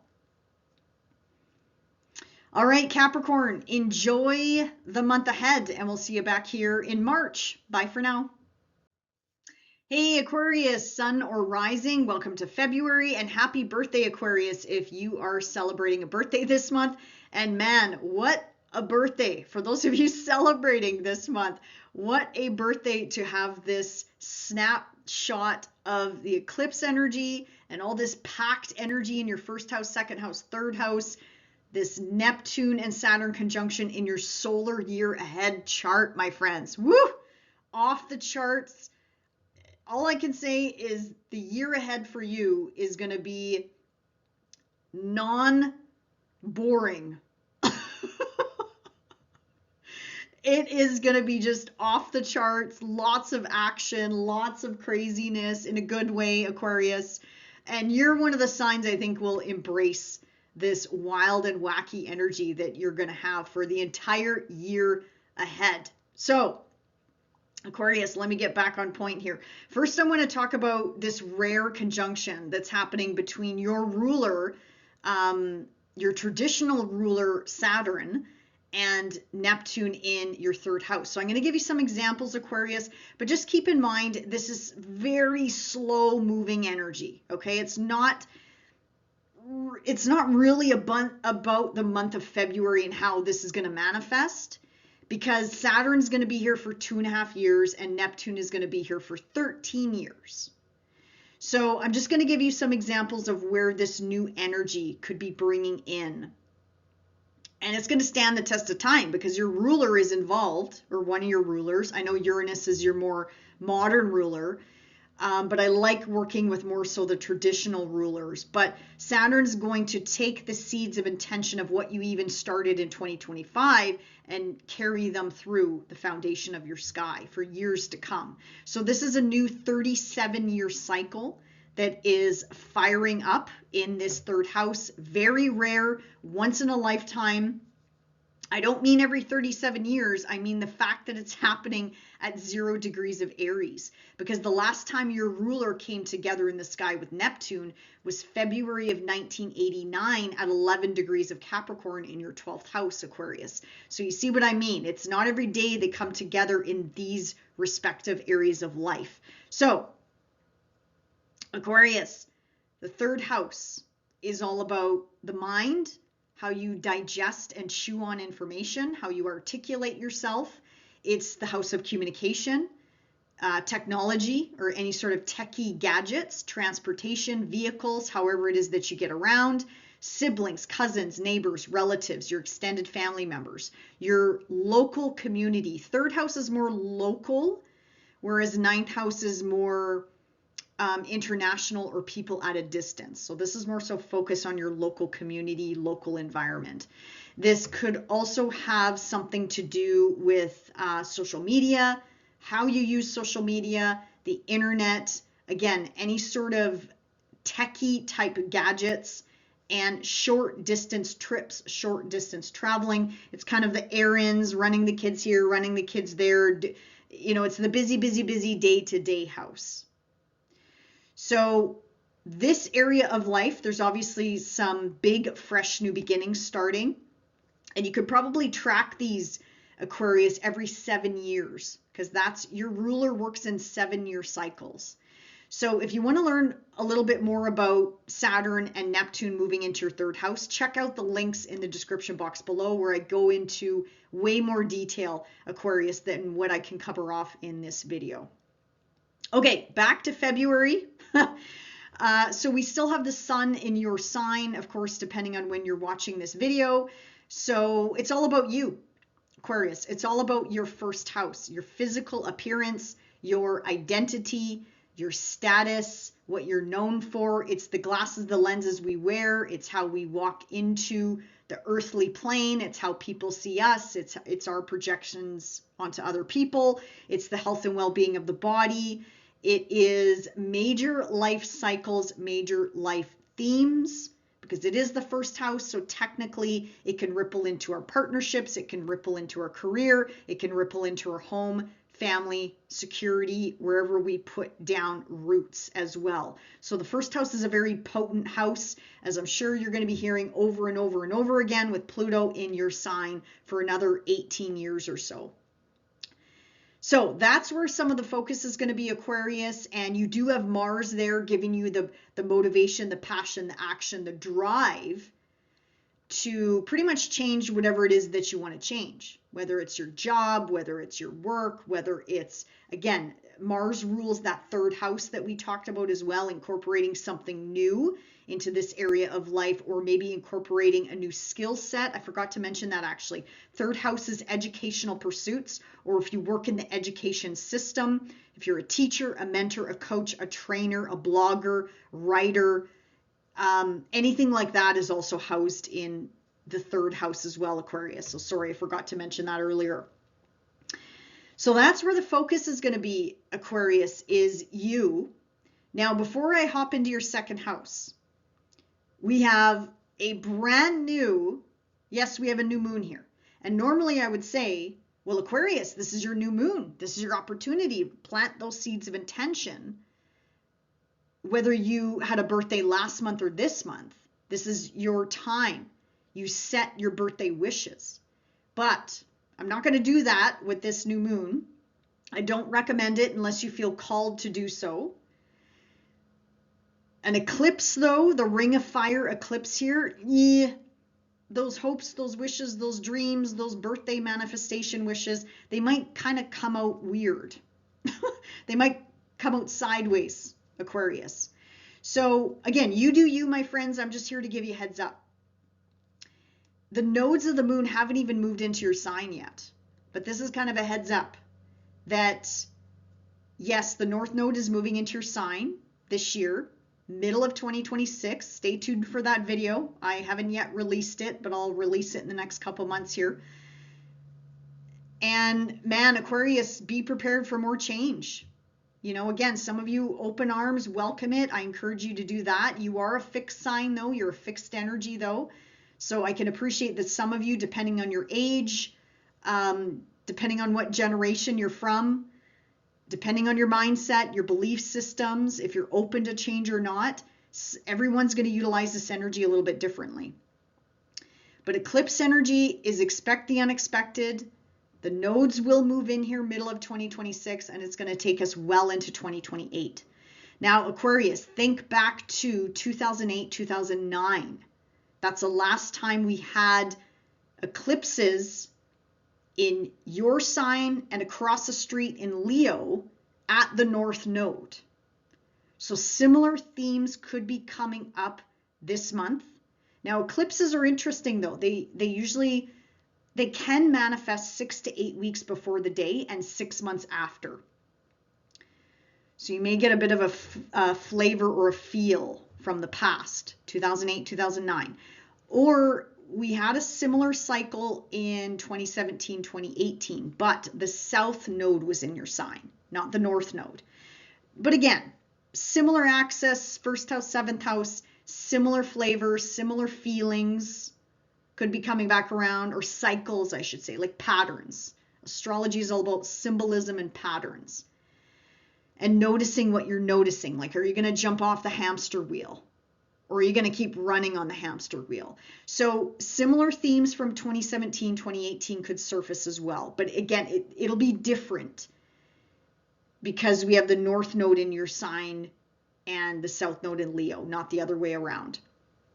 But still, I wanted to throw out those dates, Aquarius, because this is a big eclipse cycle for you in Leo, and all the fixed signs for that matter. Scorpio and Taurus are up for some big life change and revision as well. So anyway, just a heads up there, my friends.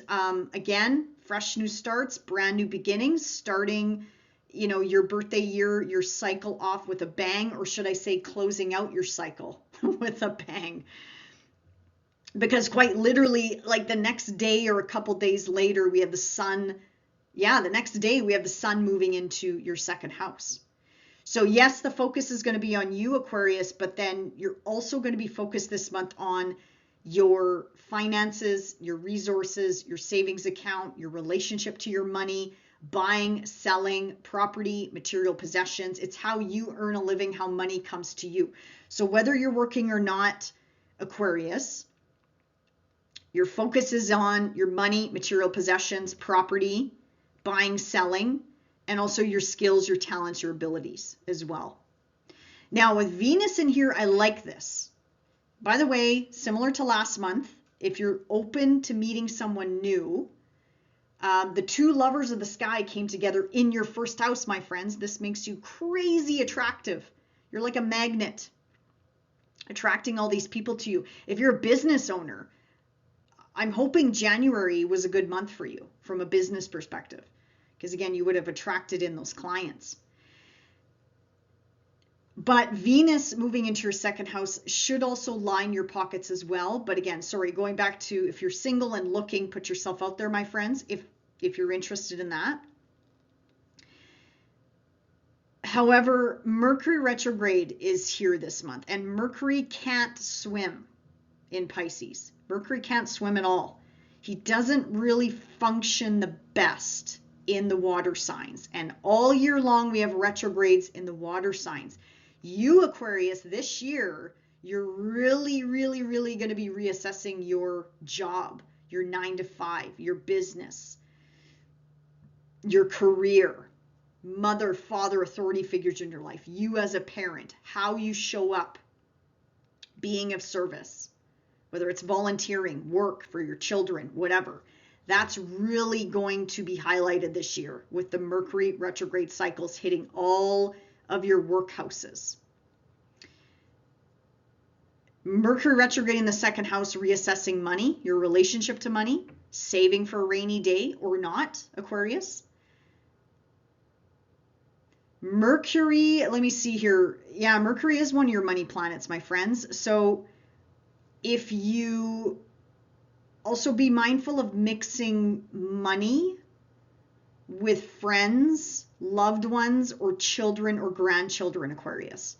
I mean, if you have the money to blow, money to spend, then go nuts. But yeah, I just don't know if you'll get that money back. And if you do get it back, it'll just be slow and steady. Reassessing work, reassessing your finances, reassessing how you earn an income. So if you're not working, how does money flow to you, into your pocket or into your bank account or into your mattress? I don't know, however you store your money, Aquarius, or is it all digital? So you might be relooking that.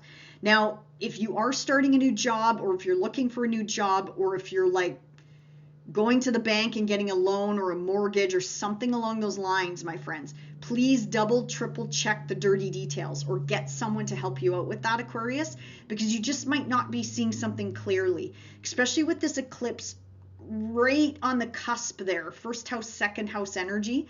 There might be something you're just not seeing clearly. Not the end of the world though, you guys, not the end of the world. We have to keep living our lives. I can appreciate that.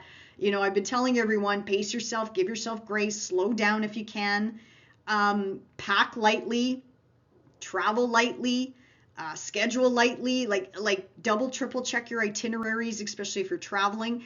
But I get it, life moves on.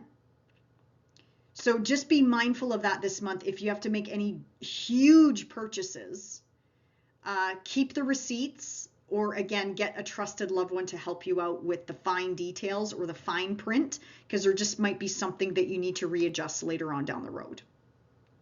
But all in all, again, Venus is exalted in your second house. I love this for you. Mars being in your first house, giving you that action, energy, passion to get shit done. I love that too. Yeah, so don't be afraid to put yourself out there, my friends, especially if you're getting to know somebody new, like in love. You could meet somebody at your workplace or in an educational setting, like upgrading your skill set or school or whatever you want to call it. Traveling, you might meet somebody traveling as well. Get to know them. Get to know them. Again, I would go slow, but you do you, Aquarius. You do you. Because again, Mercury retrograde, there might be something here you're not seeing clearly. Exes coming back from the past. Mercury rules your 5th house of romance, dating, sexuality. Definitely partners coming back from the past. Old hobbies, picking up old hobbies, old projects, like stuff that lights you up, lifts you up, Aquarius. Bring that into your world again. It's about finding that joy and spark again with Mercury retrograde. Also something to do with your kids. Mercury also rules your children, grandchildren. So maybe they need to go through some assessments, readjustments, something along those lines too. Okay, last but not least, we have a full moon in Leo. I know I'm bouncing around, Aquarius. I apologize. I have all the dates on the slide here, so take a screenshot, and jot them down in your calendar or whatever you want to do. Full moon in Leo, right off the hop, February the 1st, shining a spotlight back on you. So the full moons illuminate the entire axis, whereas the new moon or fresh new beginning just highlights the house usually, and then of course how it interacts with your chart. I forgot to mention that anything at 28 degrees of Aquarius, my friends, that's going to add in those additional layers of how this eclipse energy, how this new moon, new beginning energy in your first house is going to sort of layer up here. So if it's your sun, it's something to do with your career, status, reputation, life force, vitality, purpose, father figures in your life. Rising, relationships, love, marriage, commitments, contracts, agreements, negotiations, or again, something to do with your identity. Changing up your identity, my friends. Changing up the way you look, your physical self could definitely be coming in as well this month, or again, the focus this month. Okay, full moon in Leo, 7th house, as I mentioned, contracts, agreements, negotiations, marriage. This is love or business, by the way, my friends. So this could be your one-to-one connections with anyone, any human one-to-one connections, family, friends, loved ones, common law, marital partnerships, business partnerships, work colleagues. There's an ending, a culmination point happening here, my friends. And it's likely going to impact you, I'm thinking, whatever this is, because again, it's shining a spotlight back to your first house. So everything we went over with the first house could also be impacted here. Otherwise, Aquarius, enjoy the month ahead, and we'll see you back here in March. Bye for now. Hey, Pisces, sun or rising, welcome to February. And Pisces, if you are celebrating a birthday this month, what a month to start your birthday cycle year ahead. I'm already thinking about your solar year ahead chart. So it's a snapshot of the year ahead. You have Saturn and Neptune conjunct in your solar year ahead chart. You have this eclipse captured. And on top of it, you have all this concentration of energy in your first house. I'm looking at Venus there, who is exalted in your sign, bringing in benefits of love, beauty, harmony, romance, blessings, money, you name it, my friends, you name it, and you can have it in the year ahead. So let's break down the month ahead for you, Pisces.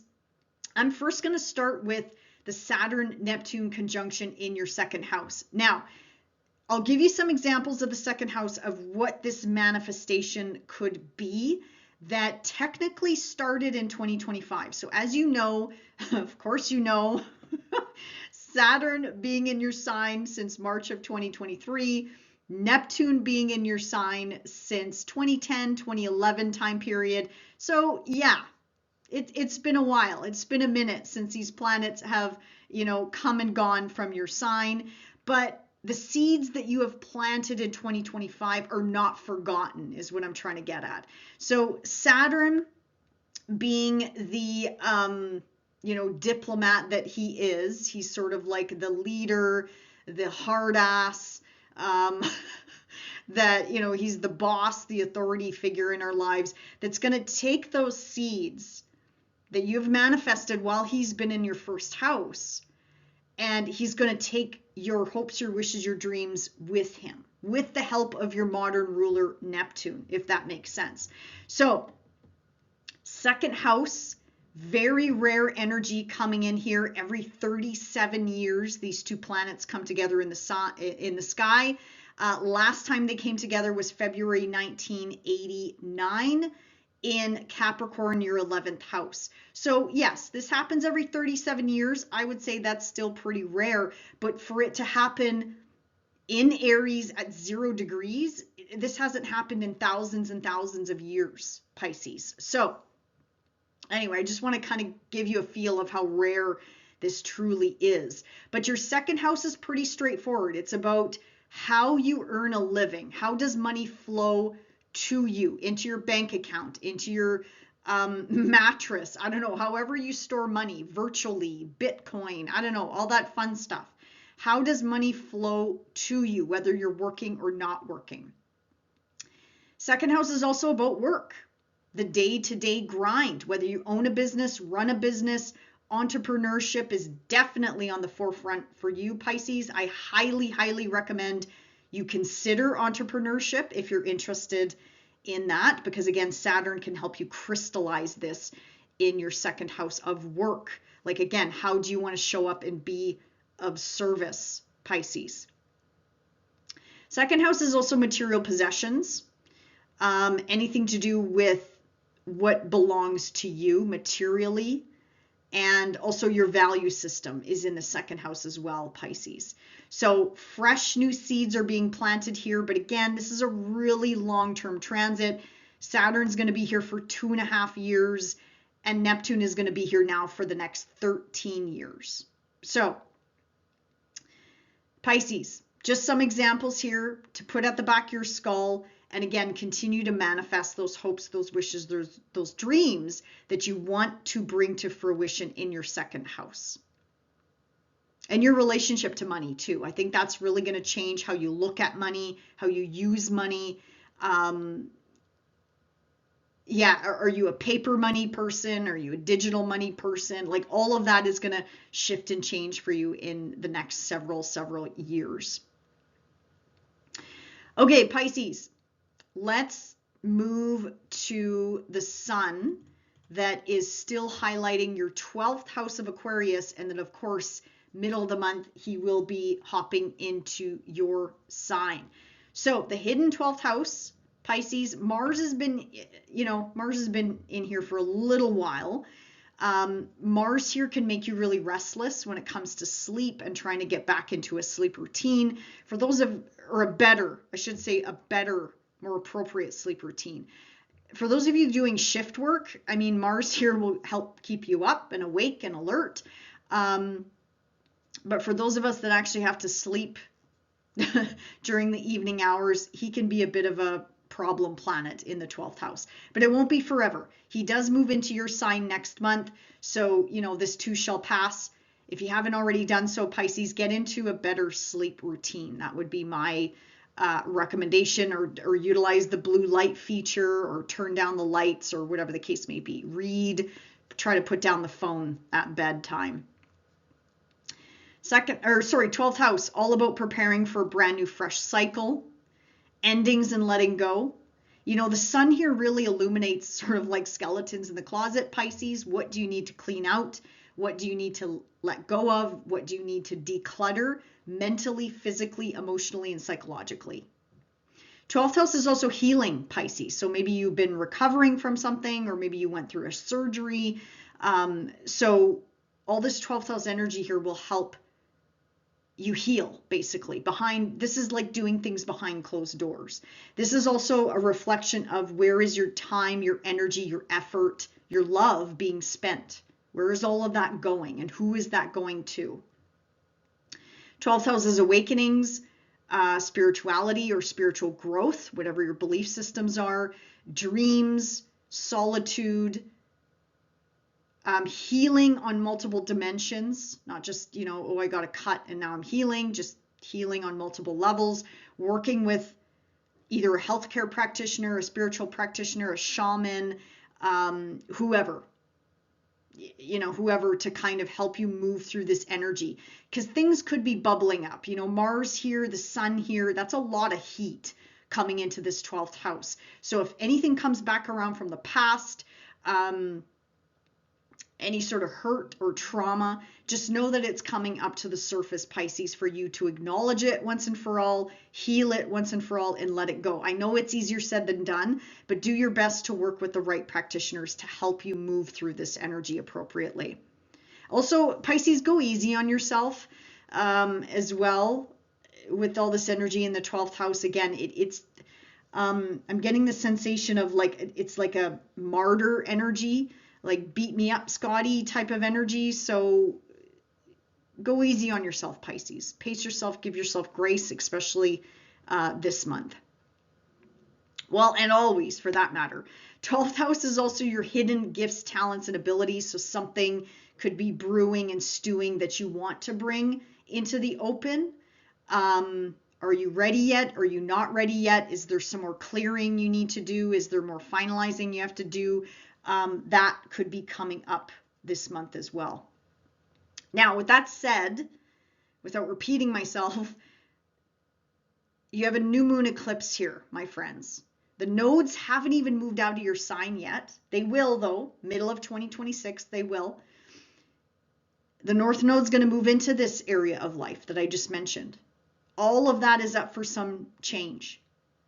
Now, the 12th house, again, is hidden. It's quiet, except when Mars moves through there. It gets louder and louder and louder, and we just can't ignore it. So that's why we have to deal with it.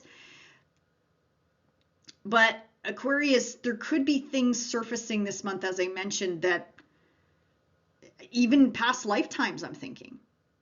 This is a long cycle, a long transit of things that are trying to be released from you, like past patterning, I'm thinking of, or past wounds that you're not even aware of, that you need to release and let go of. Technically, this is a brand new start, a fresh new beginning happening in your 12th house, but again, it's quieter. It's definitely quieter. It is making an eclipse, though. This is a ring of fire eclipse, though, so it's hard to say how this is going to manifest. What I would need to see is how is this talking to your birth chart to give you more layers. It is very close to Pisces. I mean, we're talking 28, 29 degrees. The day after this eclipse, like I said, boom, your solar year ahead starts. And this is captured in your chart for the next 12 months. So it's not going to be, it's not going to be boring. That's what I said to Aquarius too. Like, man, you're one of the signs.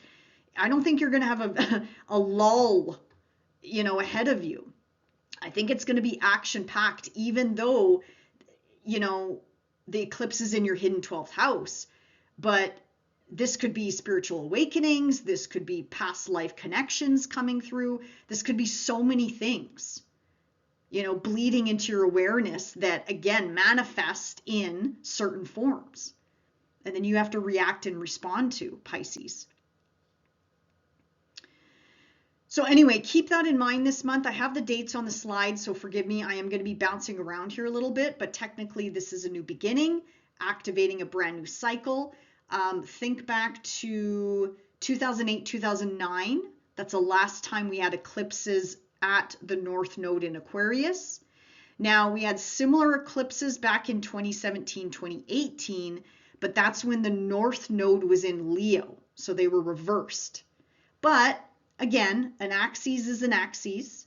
When eclipses fall on that axis, again, these cycles, these themes continue to come up. It's kind of like, have we learned our lesson, Pisces? Are you going to continue to go on the hamster wheel of life? Or are you finally going to jump off and be like, you know what? I'm breaking this habit. I'm breaking this cycle. I'm breaking this relationship. I'm ending this relationship. I'm ending this contract. I'm done with this shitty job. Whatever it is, you fill in the blank. Because again, I'll get to the Leo full moon in a second, the connection here of these two axes. that are being highlighted. And we're just getting a sneak peek, my friends.